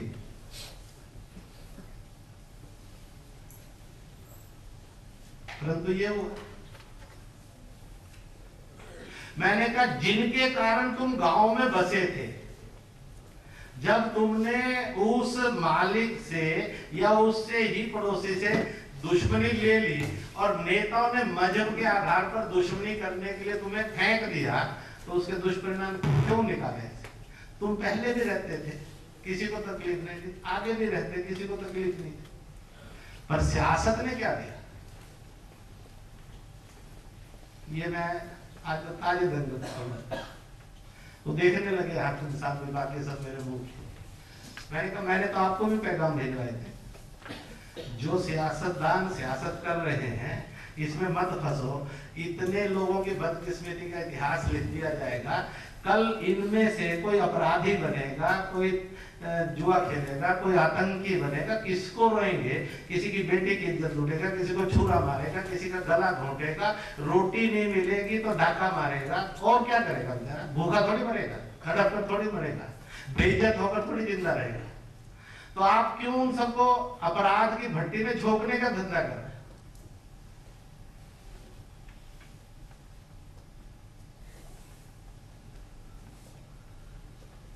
और कर दिया उन्होंने।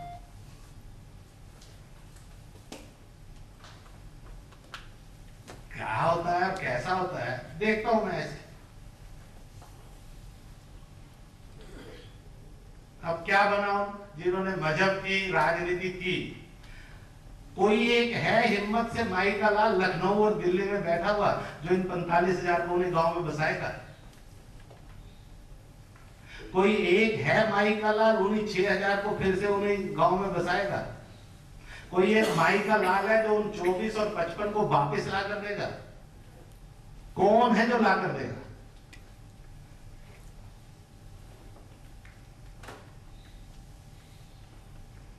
नेताओं की पॉलिटिक्स चली है, गाली गलौज चली है, जिसको चाहे भड़काया जा रहा है। मुझे आपको भी गलत समझाने की कोशिश करेंगे ताकि हम भी भड़क कर जिंदा रहे, ताकि उस शैतान को पहचान ही सके जो कुर्सी पर बैठकर मेरी और आपकी इज्जत आजादी से, खुशहाली से, रोजगार से, मोहब्बत से, भाईचारे से, इबादत से इतना गंदा खेल खेलता है।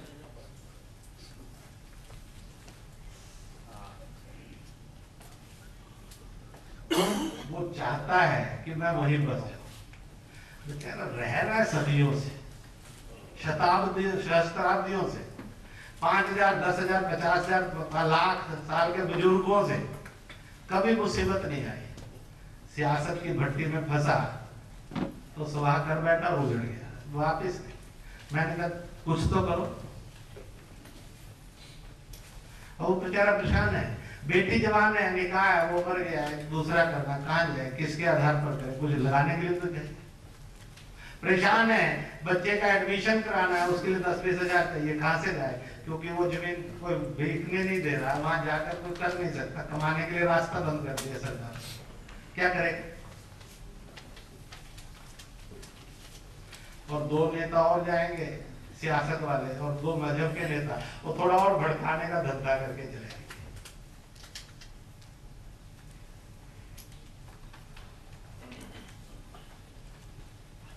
तो प्रश्न खड़ा होता है कि ये क्या है? ये कौन सी डेमोक्रेसी है? कौन सी इंसानियत है? कौन सा मजहबी तरीका है? वो शैतान के रास्ते पर मैं और आप, वो उसके कारण मौत के मुंह की तरफ क्यों सा?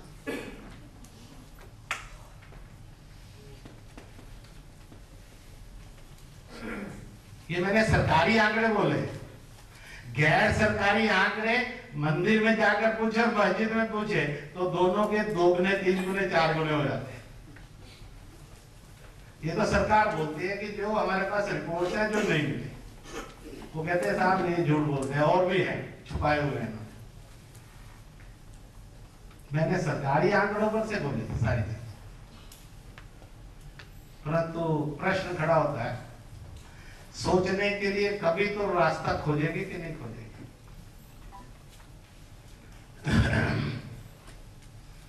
मैं अभी एक जगह था, उन्होंने थोड़ी सी देर के बाद वो गुजरात नरेंद्र मोदी प्रश्न खड़े करते थे। मैंने बड़ा सीधा पहला सवाल पूछा, सब सुनने के बाद मैंने कहा कि मुझे पिछले 10 साल में एक भी गुजरात का मौलाना, इमाम, हाफिज, आलिम बताओ जिसने गुजरात के इस 10 साल के मुसलमानों के साथ जुल्म और भेदभाव के बारे में कुछ बोला। तुम बाहर के सब पॉलिटिक्स कर रहे हो, और जिसने गुजरात के मुसलमानों ने बोला तुमने उससे क्या व्यवहार किया? वो बेचारा वास्तव में बना था बीसी, उसने थोड़ी सी ठीक बात बोली, आपने उसको बीसी से हटा दिया, बनने ही नहीं दिया। वो तो मेरा नहीं था, आप ही का था। दूसरा बोलने के लिए गया, उसको आपने हटा दिया, चिल्लाए। मैंने कहा तुम हिंदुस्तान भर के नेता पॉलिटिक्स करो तो गुजरात के मुसलमान को बोलने दो ना अपनी तकलीफ।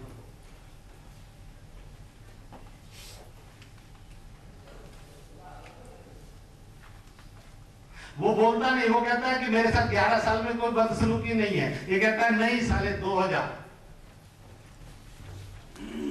तो हम 2000 याद करेंगे तो फिर दूसरे वाला 1900 क्यों नहीं याद करेगा, 1990 क्यों नहीं याद करेगा? सब कश्मीर कहते नहीं नहीं इसको मत याद करो, सिर्फ यही याद करो। ये मजहबी बना है साहब।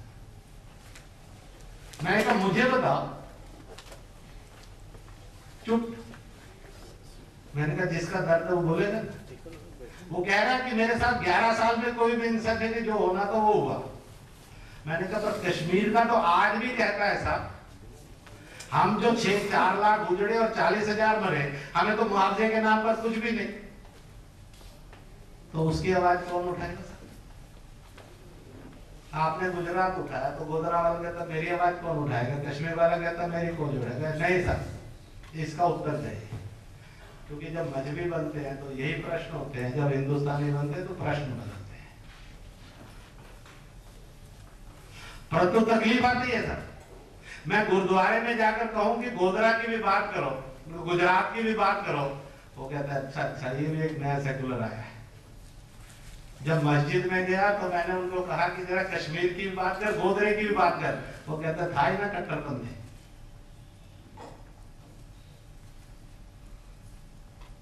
और जब मैं मंदिर गया तो मैंने कहा कि नहीं थोड़ी गुजरात की भी चर्चा कर लेते थे। हाँ आजकल आप सब सेकुलर बनने में लगे हैं ना, मजहबी पसंद किया जाता है, पर उसमें से रास्ता नहीं मिला। मिलेगा नहीं। और जिस दिन आदमी बनेंगे रास्ता मिलेगा, हिंदुस्तानी बनेंगे तो पक्का मिलेगा। इसलिए मैंने कहा गोधरा के गुजरात है, कश्मीर जम्मू कश्मीर है कि दिल्ली है, और होंगे भागलपुर है कि मऊ है, सब मुरादाबाद है कि भिवंडी है, सारों को डाल दो ना, एक आयोग बना दो, सबकी छानबीन कर लो, जो कसूरवार है उसको। नहीं सब दूसरे के कसूरवार की बात करो, हमारे वाले के करीब तो खबर था। ये धंधा नहीं चलेगा। फिर आपको कोई रास्ता नहीं है, मेरे पर मुझे रास्ता नहीं है, फिर वही है जो हो रहा है।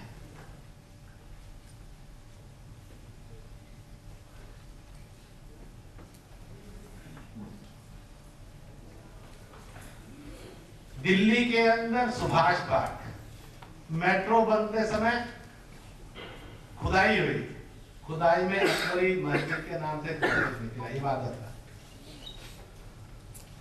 थोड़ा रुकना चाहिए, यहाँ मस्जिद बननी चाहिए।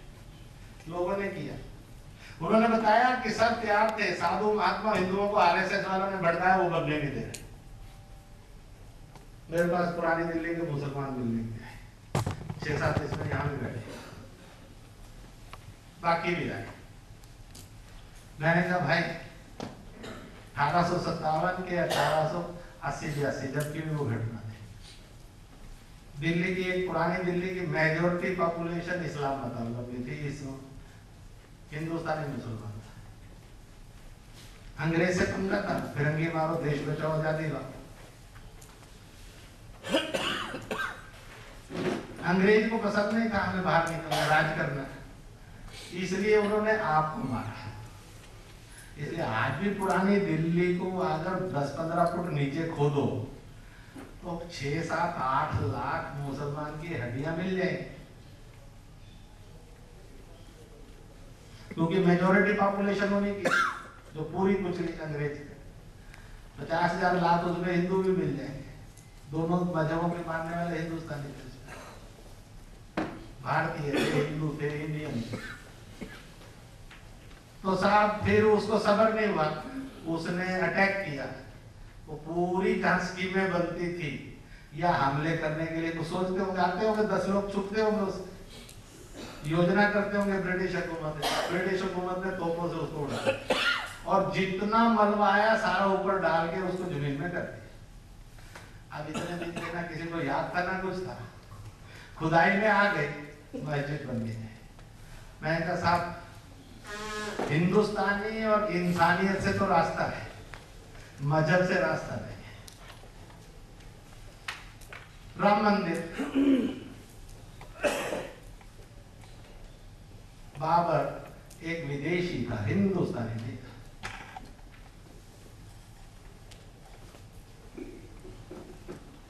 1877-78 अंग्रेज था, हिंदुस्तानी नहीं था, विदेशी था।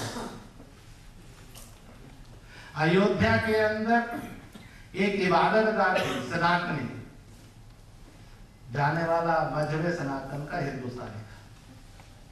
सुभाष पार्क में एक इबादतगाह थी, हिंदुस्तानी मुसलमान की, वह मस्जिद थी।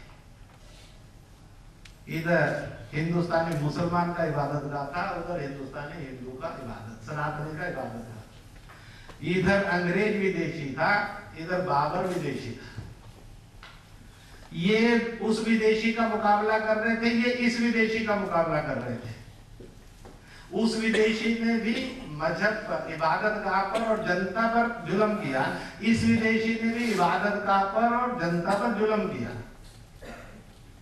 या मस्जिद बननी चाहिए और मंदिर नहीं बनने देंगे, कौन सा हिंदुस्तानी? मैंने कहा रास्ता मैं करता हूँ, मैं कहूंगा हिंदुओं को यहाँ मस्जिद बनने दो, वहाँ मंदिर बनने दो, पर नहीं साहब, आप मजहबी बंद कर दी सकते। जो अपने बुजुर्गों की इबादत गाह के लिए भी साथ नहीं खड़ा हो सकता, फिर वो किसके साथ खड़ा होगा? वो मजहब के साथ खड़ा होगा, इंसानियत के साथ खड़ा होगा। मैंने कहा मुझे मालूम है, जिस दिन मैं कहूंगा कि यहाँ पर एक मस्जिद बना लो, हिंदू भड़क कर आएगा और हो सकता है कोई बेचारा भूसी को सिद्ध कर ले और श्राप ही दे दे, इसका बेड़ा कर, वो बड़ी बात नहीं सकती। हकीकत के साथ तो जाएंगे ना, क्योंकि यह भी हिंदुस्तानी का इबादत है, वो भी हिंदुस्तानी का इबादत है। ये मेरे आज के मजहब इस्लाम मानने वाले हिंदुस्तानी का है, वो मेरे कल के सनातन के मानने वाले हिंदुस्तानी का है। हिंदुस्तानी में भेद जो करेगा वो इंसान नहीं हो सकता, हिंदुस्तानी नहीं हो सकता, वो शैतान हो सकता।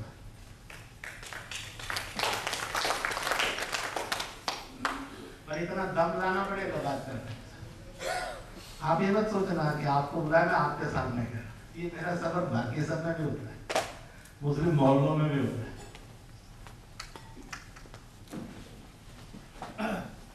और उनको रास्ता तो सही है साहब, पर मुश्किल बहुत है, क्योंकि हम मजहबी बनकर जीना चाहते हैं, हिंदुस्तानी बनकर नहीं जाना। हिंदुस्तानी मोहटा और वो कपड़ा रखना चाहते हैं, जीना मजहबी बनकर चला जाते हैं। फिर वो रामलाल है कि रहमुल्दीन है, फिर तो धंधा यही होगा।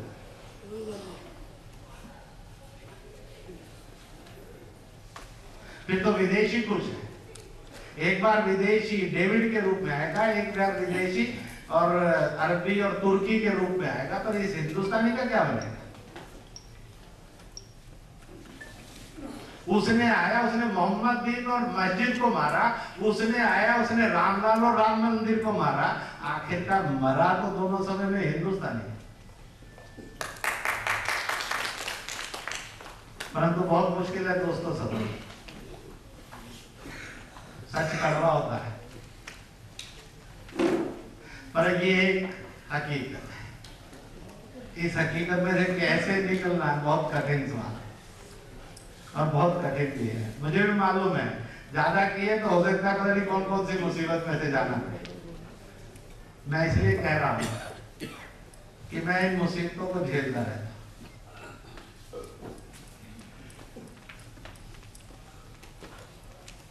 इसलिए कभी कभी जब कोई कहता है भाई साहब आपसे आना बड़ी बरादरी में होती है, मैंने कहा आपके साथ आने में मुझे क्या झेलना पड़ता है, मुझे वो कहने की जरूरत नहीं है, क्योंकि एहसान थोड़ी है, फर्ज है।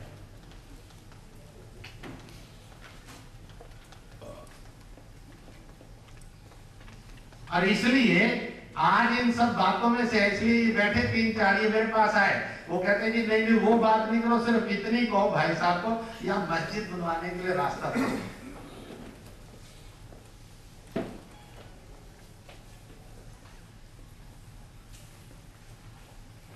इसलिए अपना कौन और पराया कौन, इसके विवेक को जागृत करना।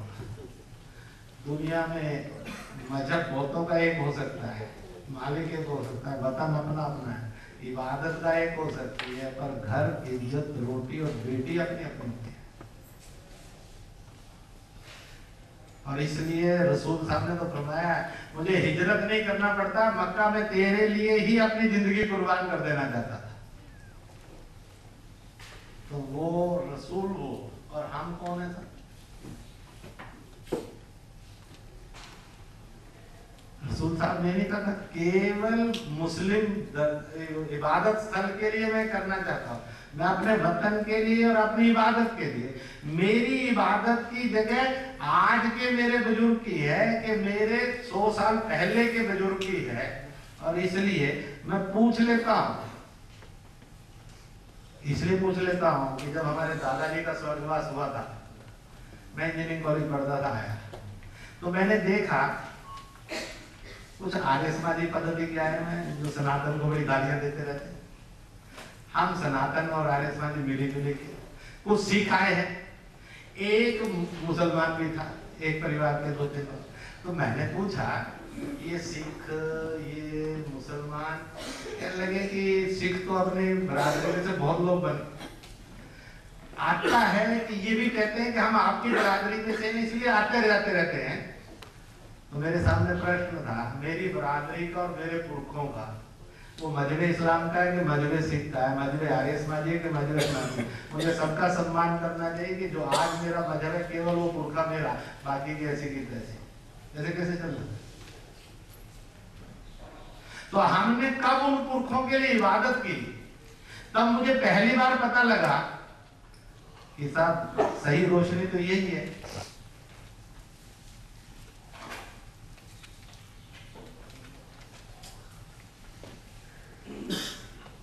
इसलिए समस्याओं के समाधान कठिन नहीं है, पर एक बार अपने आप को हिंदुस्तानी और आदमी बनाकर जीने के रास्ते पर चलिए साहब। मजहब कुछ नहीं बिगाड़, मजहब का कोई बिगाड़ नहीं सकता। मेरी और आपकी इबादत हमसे कोई छीन नहीं सकता, मेरी और आपकी मार्ग से रूबरू को कोई छीन नहीं सकता, कोई डिस्टर्ब नहीं कर सकता, कोई किसी के धार्मिक दायरे पर हमला नहीं कर सकता। पर जो करे ये नहीं हो सकता, नहीं साहब, जो हमारे पर करे वो शैतान का, जो आग वाले पर करे वो ईमान का, ये धंधा नहीं कर सकता।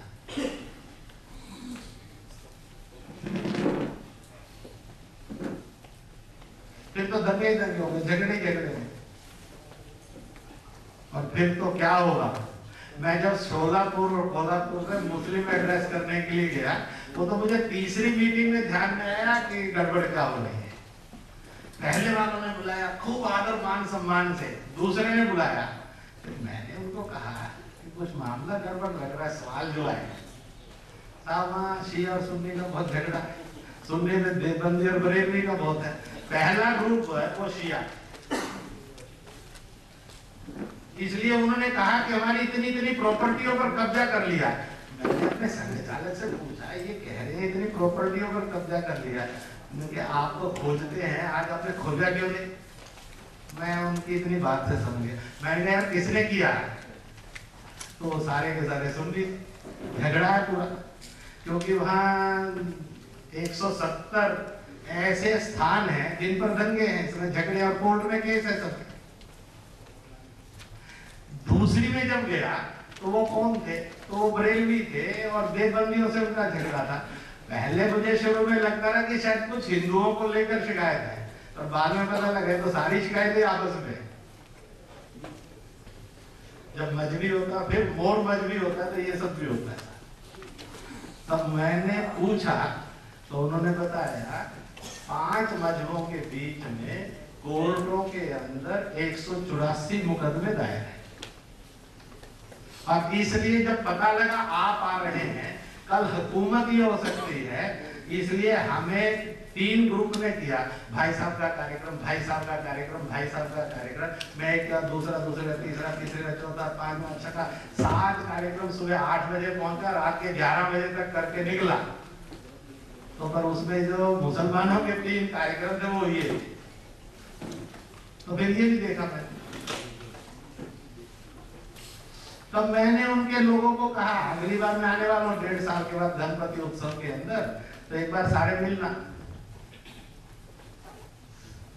अब सबका प्रश्न था कि हर एक ने अलग अलग टाइम मांगा, इकट्ठे नहीं आए। और कुछ नहीं था, 16 साल के अंदर उसके कारण तीनों संप्रदाय लगभग 3 करोड़ रुपए से अधिक मुकदमों में खर्च कर चुके थे। और कुछ नहीं था, 18-19 जेल में थे, 4-5 मर चुके थे। क्या था ऐसा?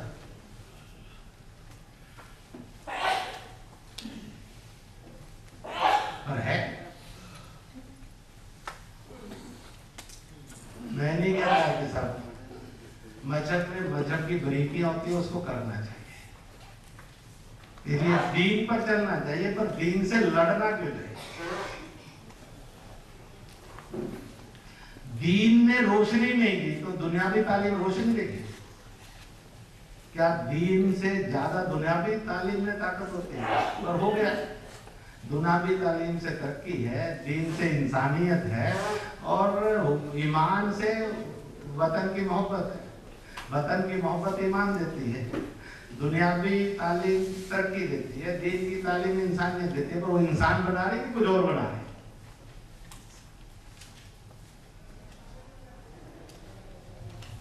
मैंने ये सब बातें इसलिए की हैं कि साहब माल 24 कैरेट का बनना है तो फिर उसमें गड़बड़ शड़बड़ नहीं करनी थी। इसलिए 24 कैरेट या 24 कैरेट लगभग बड़ा खतरनाक होता है। मेरे साहब लगभग, अब यही समझ में नहीं आएगा कहाँ गड़बड़ हो गई। तो लगभग नहीं, माल 24 कैरेट, तंजीम और तहरीक 24 कैरेट, मिलावट में, सौदेबाजी में, गफलत में नहीं। और इसलिए मैंने एक लंबा सा समय में कुछ चीजें आपके सामने कही। हम तालीम भी चाहते हैं, रोजगार भी चाहते हैं, और इसलिए मैं कहा करता हूँ, इसलिए अल्पसंख्यक बहुसंख्यक होगा, सारे मुद्दे होंगे, सब आएंगे। हम ना दूसरे दर्जे के थे, ना है, ना होंगे। हिंदुस्तान का 99% मुसलमान मालिक से, वतन से, पुरखों से, जात उपजात से, भाषा बोलियों से हिंदुस्तान का था, हिंदुस्तान का है और हिंदुस्तान का रहेगा। इस हकीकत को कोई बदल नहीं सकता, क्योंकि यह हकीकत मालिक से है, मालिक से कोई छेड़छाड़ नहीं कर सकता।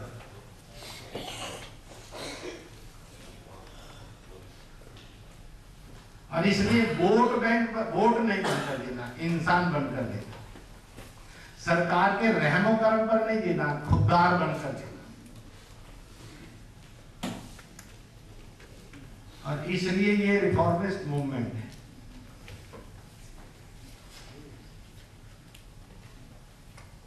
एक आपके मुस्लिम समाज सुधार आंदोलन ने एक पत्रक भेजा मेरे पास, इसके साथ विषय को समाप्त कर दूंगा, बाकी फिर समय मिलेंगे उसके साथ करेंगे। इस्लाम को बदनामी से बचाने, मुसलमानों की इज्जत बढ़ाने और देश को भरोसा कायम करने के लिए मुस्लिम समाज सुधार आंदोलन।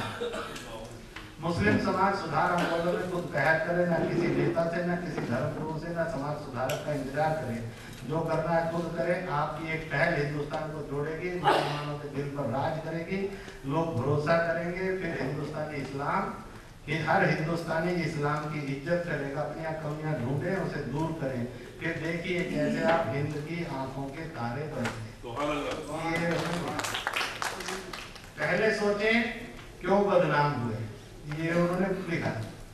हर बात में मजहब की बात करने पर, आतंकवादियों का पक्ष लेने पर, किसी दूसरे मुस्लिम देश का पक्ष लेने पर, अपने बच्चों को दूसरे मजहब के कार्यक्रमों में भाग लेने से मना करने पर, दूसरे धर्म के खिलाफ बोलने पर, और तो बच्चों को तालीम से दूर रखने पर, मुस्लिम शासकों के गुनाहों को भी अपना गुनाह मानने पर, उनके गुनाहों को अपने सर लेने पर, खान पान में फर्क करने पर, गो हत्या का विरोध न करने पर, राष्ट्रीयता के प्रतीक को वंदे मातरम जय हिंद भारत माता की जय के विरोध में बोलने पर, बच्चे अगर हिंसा करते हैं किसी दूसरे मजहब वाले के साथ या अपने, उनको मना न करने पर, धार्मिक कार्यक्रमों में सम्मिलित न होने पर। आप सोचे बदनामी से कैसे दूर हो। बात बात में मजहब की नहीं देश की बात करें, आतंकवादियों की मुखालफत कर फांसी की मांग करें, किसी भी कीमत पर दूसरे देश का पक्ष न ले, हमेशा हिंदुस्तान जिंदाबाद और हिंदुस्तान की बात करें। खुद अपने बच्चों को एकता का पाठ पढ़ाएं, दूसरे के धर्म के कार्यक्रमों में भाग लें, अपनी भी इबादत के अंदर उनको शुमालियत करने के लिए समझाना और अपने साथ दीन के कार्यक्रमों में सम्मिलित करें। दूसरे की भी इज्जत करें, धर्म की, उसके खिलाफ ना बोलें, अपने धर्म की भी पूरी इज्जत करें। औरतों के लिए दुनियावी तालीम अनिवार्य करें, मुस्लिम शासकों की गलतियों का विरोध करें, एक ही स्थान पर रहने पर दूसरे धर्मावलंबियों के अनुसार भी खान पान करें और अपने खान पान में उनको सम्मिलित करें। गो हत्या हरामत बंद करें, वंदे मातरम भारत माता की जय जय हिंद खुलकर बोलें, मामूली झगड़ों पर तुरंत बच्चों पर लगाम लगाएं।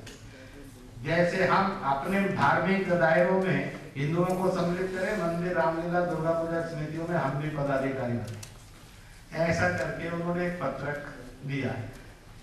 तो फिर उन्होंने लिखा है, भगवान राम कृष्ण शिव हिंदुस्तान के हृदय स्थल में विराजमान है। राम हम सबके पूर्वज हैं, उनके खिलाफ ना बोले ना सुने। जैसे मस्जिदों की सफाई करते, दरगाहों की सफाई करते, मंदिरों की भी सफाई के अंदर संरक्षण में बढ़ चढ़ कर हिस्सा लें। अपने निकाहों में शादियों में बुलाएं, दूसरों के निकाह शादियों में करें। एक दिन ऐसा आएगा जब सभी धर्म के लोग मोहब्बत से रहने लगेंगे और इस्लाम की भी इज्जत, हिफाजत और तारीफ करने लगेंगे। मुसलमान इस मादरे वतन भारत माता का वैसा ही प्रिय सपूत बन जाएगा जैसा हिंदू को माना जाता है। देश के हर काम में सबसे आगे रहे, खुद की हिफाजत नहीं देश की हिफाजत के लिए कुर्बान होते हैं। ऐसा करके उन्होंने एक पत्र बांटते हैं, हजारों लाखों में उन्होंने बांटा। वो इच्छा से आए थे कि भाई साहब ये पत्र यहाँ बट जाए तो बड़ा अच्छा है। मैंने कहा कि एक बार मैं पढ़कर सुना दूंगा तुम लोगों का, वो सब जगह पहुंच जाएगा और फिर मिल भी जाएगा, फिर लोग अपने आप ले लेंगे, फिर मुझे देना नहीं पड़ेगा। तो मैंने ये इसलिए कहा कि सारी अपनी 3 दिन परसों तक की टीम में बहुत मौलाना इमाम आलिम भी आए, बहन बेटियां भी आई, हमारे कुछ कुलपति हैं, कुछ आ गए हैं, कुछ आ रहे हैं, कुछ आ रहे हैं, IAS अफसर भी, प्रोफेसर हैं, डॉक्टर हैं, इंजीनियर हैं, वकील हैं और हाफिज भी।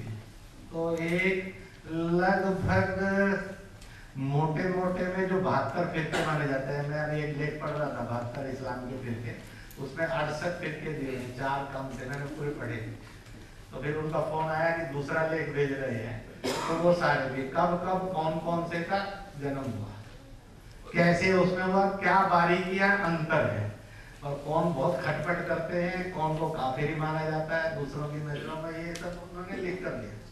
प्रश्न ये नहीं है कि उन्होंने क्या लिख कर दिया, प्रश्न ये है कि हम कौम से, मजहब से, वतन से एक नए हिंदुस्तान पर एक नए हिंदुस्तानी के रूप में जीने के रास्ते को तलाश कर रहे हैं। हमने कौन सा सफर, वो कहता है तुम ये हो, वो कहता है तुम ऐसे हो, वो कहता है ऐसे है, ये कहता है। हमने सबको गाली देने वाला बनना कि सबको साथ लेकर चलना। जब ये तंजीम भी शुरू हुई थी, हमने उसी समय से कहा था पढ़ा लिखा के अनपढ़ है, अमीर है के गरीब है, इस सेक्टर का के उस सेक्टर का, इस इलाके का के उस इलाके का, इस जात का के जवान का। इतनी सावधानी रख लेंगे क्योंकि हिंदुस्तान के अंदर मजहब इस्लाम के साथ एक समस्या 2 लोगों ने खड़ी करने की कोशिश की। रसूल साहब कहते थे मैं अंतिम पैगंबर, परंतु एक दी ग्रेट हुए अकबर, उन्होंने दीन इलाही मजहब चलाकर उसका पैगंबर घोषित कर लिया था। वेश भी बदल लिया था, सफेद वेश पहना, दाढ़ी भी रख ली थी। पर 817 फतवे फतेहपुरी की मस्जिद में और बिल्डिंग में रखे हैं सारे के सारे। 3 साल उसको किसी मस्जिद में नमाज अदा करने की अनुमति नहीं थी। आप गलत फहमी नहीं चाहिए। अकबर दी ग्रेट अंग्रेज ने क्यों लिखा ये आपको समझ में आएगा, आपने क्यों माना ये मेरी समझ में आज तक नहीं है।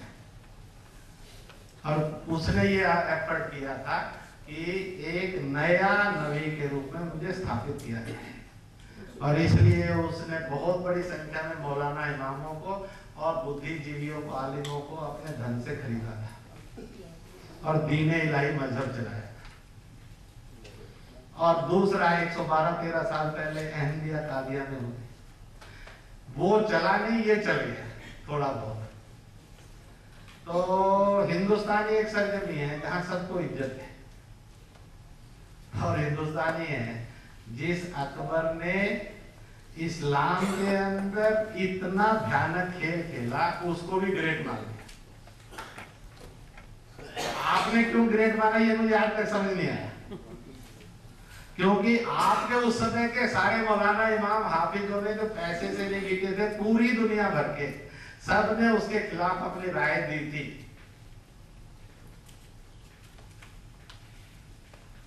इसलिए गाली तो आप आरएसएस को दीजिए, क्योंकि हमने अकबर को ग्रेट नहीं माना, पर आपने माना हुआ है। क्यों माना हुआ ये आप जानते हैं, और मैंने आपको बता दिया कि आप कहां खड़े।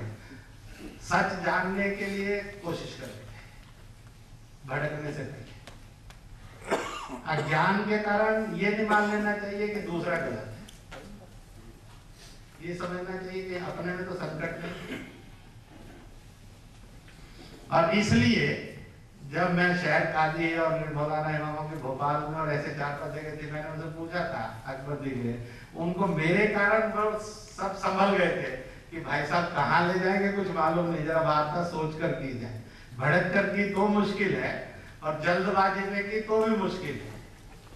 तो अंत में उन्होंने सबने फैसला किया। मैंने कहा अगर अकबर ग्रेट है तो दीन इलाही मजहब को चला दो, हम आपका साथ देंगे, और अगर दीन इलाही मजहब नहीं चलाना तो आप काफिर घोषित कर दो, फिर हमें कम से कम गाली देने का धंधा मत करो। जिन्होंने किया है उनको करो। गलत नहीं जीना चाहिए, अज्ञान में नहीं जीना चाहिए, भड़क कर नहीं जीना चाहिए।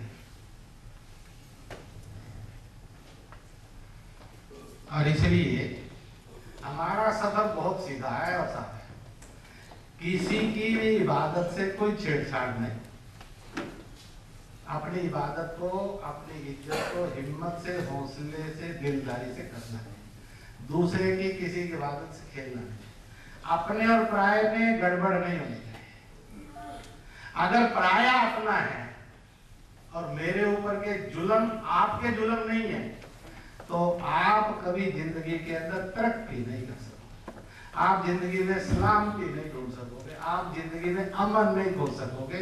आपके साथ जो कुछ हुकूमतें करती रही यही होता रहेगा, क्योंकि गलत रास्ते से। हम हुकूमतों के खिलौने नहीं है साहब, वो हमसे खेलती है, और हम उनके गुलाम नहीं है जो हमें खरीदते बेचते रहे।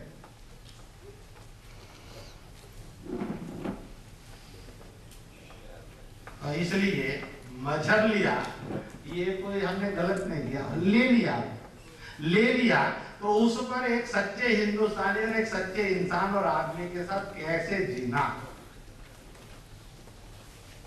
इस नजरिए से एक इस्लाम के मानने वालों को भी इस्लाम को प्रॉपरली प्रोजेक्ट करें। पूरे जम्मू कश्मीर ने आतंक को फसाद नहीं कहा, जिहाद कहा। मैं पूरे हिंदुस्तान के अंदर किसके पास नहीं गया हूंगा, सबने कहा, या फिर चुप्पी साधी। आज कटघरे में खड़े हो गए। अगर पटना में बम ब्लास्ट हुआ, सब मुसलमान पकड़े, तो नीतीश का राज है, बीजेपी का तो नहीं है। अगर लखनऊ के अंदर या काशी में बम विस्फोट हुए, तो राज तो मुलायम और माया का था। उन्होंने जितने पकड़े मुसलमान पकड़े, बीजेपी ने तो नहीं पकड़े। गाली बीजेपी, आरएसएस। महाराष्ट्र में हुए जितने पकड़े उन्होंने सब मुसलमान पकड़े, राज तो कांग्रेस का था, बीजेपी का तो नहीं था।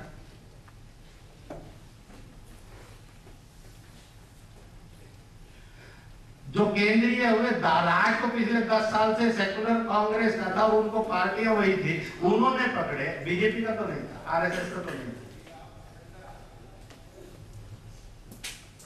तो ये कौन सा फैशन है साहब?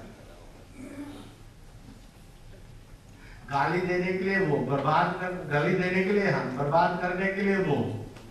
सवाल फिर हमसे, ये कौन सा है? इसलिए इससे भी रूबरू होना है। मैंने ये बातें कहने के लिए और इस रूप में कहने के लिए इसलिए लिया था कि अब हम 2013 को विदा करने के लिए बैठे हैं।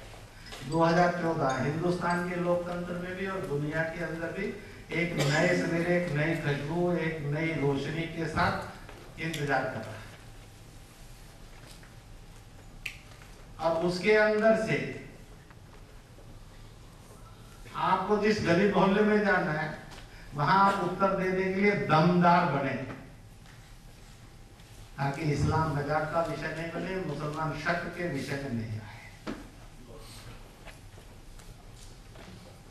हम शक के साथ जीने के लिए नहीं है, किसी के रहमों का नंबर नहीं है। हम अपनी खुददारी से के साथ जीने के लिए, किसी के भड़काने के साथ जीने में नहीं है। हम अपनी इबादत से जीने के लिए।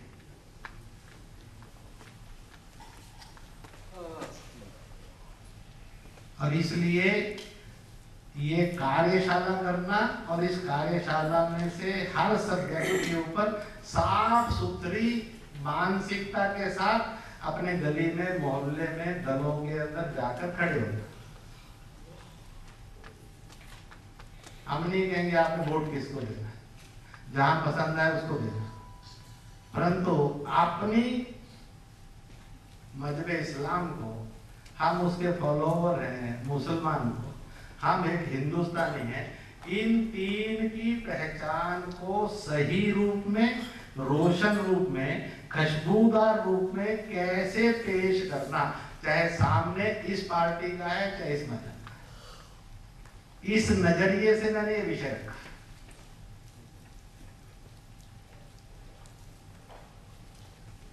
और इसलिए इस नजरिए से इसको लेंगे, ये मैं आप सबसे उम्मीद करता हूं। और इसी नजरिए से आप हजारों, लाखों, करोड़ों के अंदर इस बात को पहुंचाएंगे।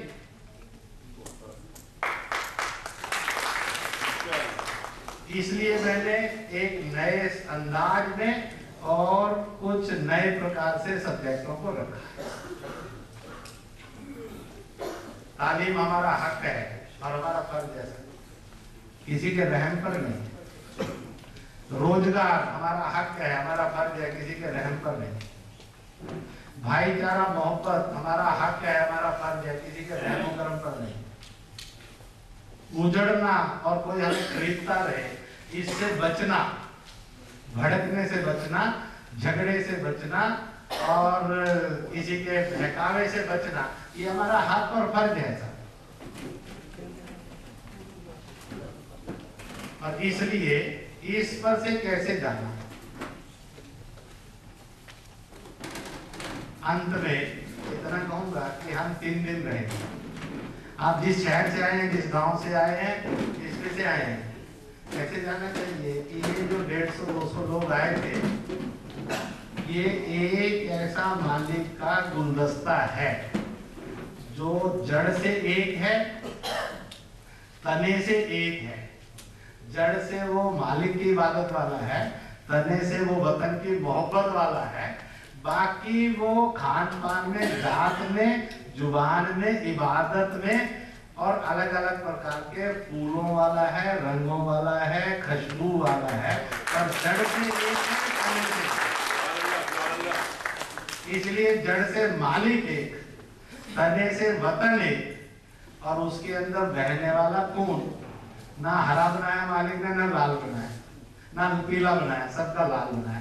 इसलिए उसमें बहने वाली जो रूह है, यानी पुरखे, उनसे हम एक खिले, अलग अलग रंगों में, अलग अलग खुशबुओं में, अलग अलग प्रकार में। तो ये झगड़ा नहीं है, ये मोहब्बत है। ये हर इंसान की अपनी फितरत है, इसके कारण दूसरे को तकलीफ नहीं है बल्कि दूसरे को खुशियां है। तो इस रूप में ये तंजीम और तहरीक हिंदुस्तान के अंदर तरक्की करे, और इसलिए जाते समय ये रहना चाहिए कि आप सारे के सारे इस प्रकार से मोहब्बत में गुंथ गए एक दूसरे के साथ, इस तरह से एक दूसरे के साथ भाईचारे में गुंथ गए। अपनी अपनी टोली नहीं, हम सबकी एक टोली। इसलिए मालिक कहता है सामने से मुसीबत आई, दिमाग कहता है मुकाबला कर, वो हुक्म देता है, एक उंगली आगे बढ़ती है, शैतान जीत जाता है, उंगली टूट जाती है। फिर मालिक कहता है और नालायक, तुझे 5 उंगलियां दी थी, एक से क्यों किया? एक एक करके क्यों करवाता है और मार खाता है? 5 मिलो, हमने हाथ बनाया, मुकाबला किया, कुछ दुश्मन को चोट लगी, कुछ आपने को भी धक्का लगा।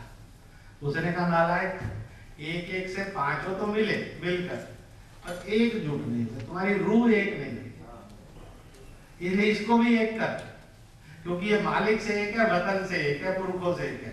तो हमने उसकी मुट्ठी बनाई। जब मुट्ठी बनी तो दुश्मन पराजित हो गया और आप विजय श्री के साथ आ गए। जय हिंद।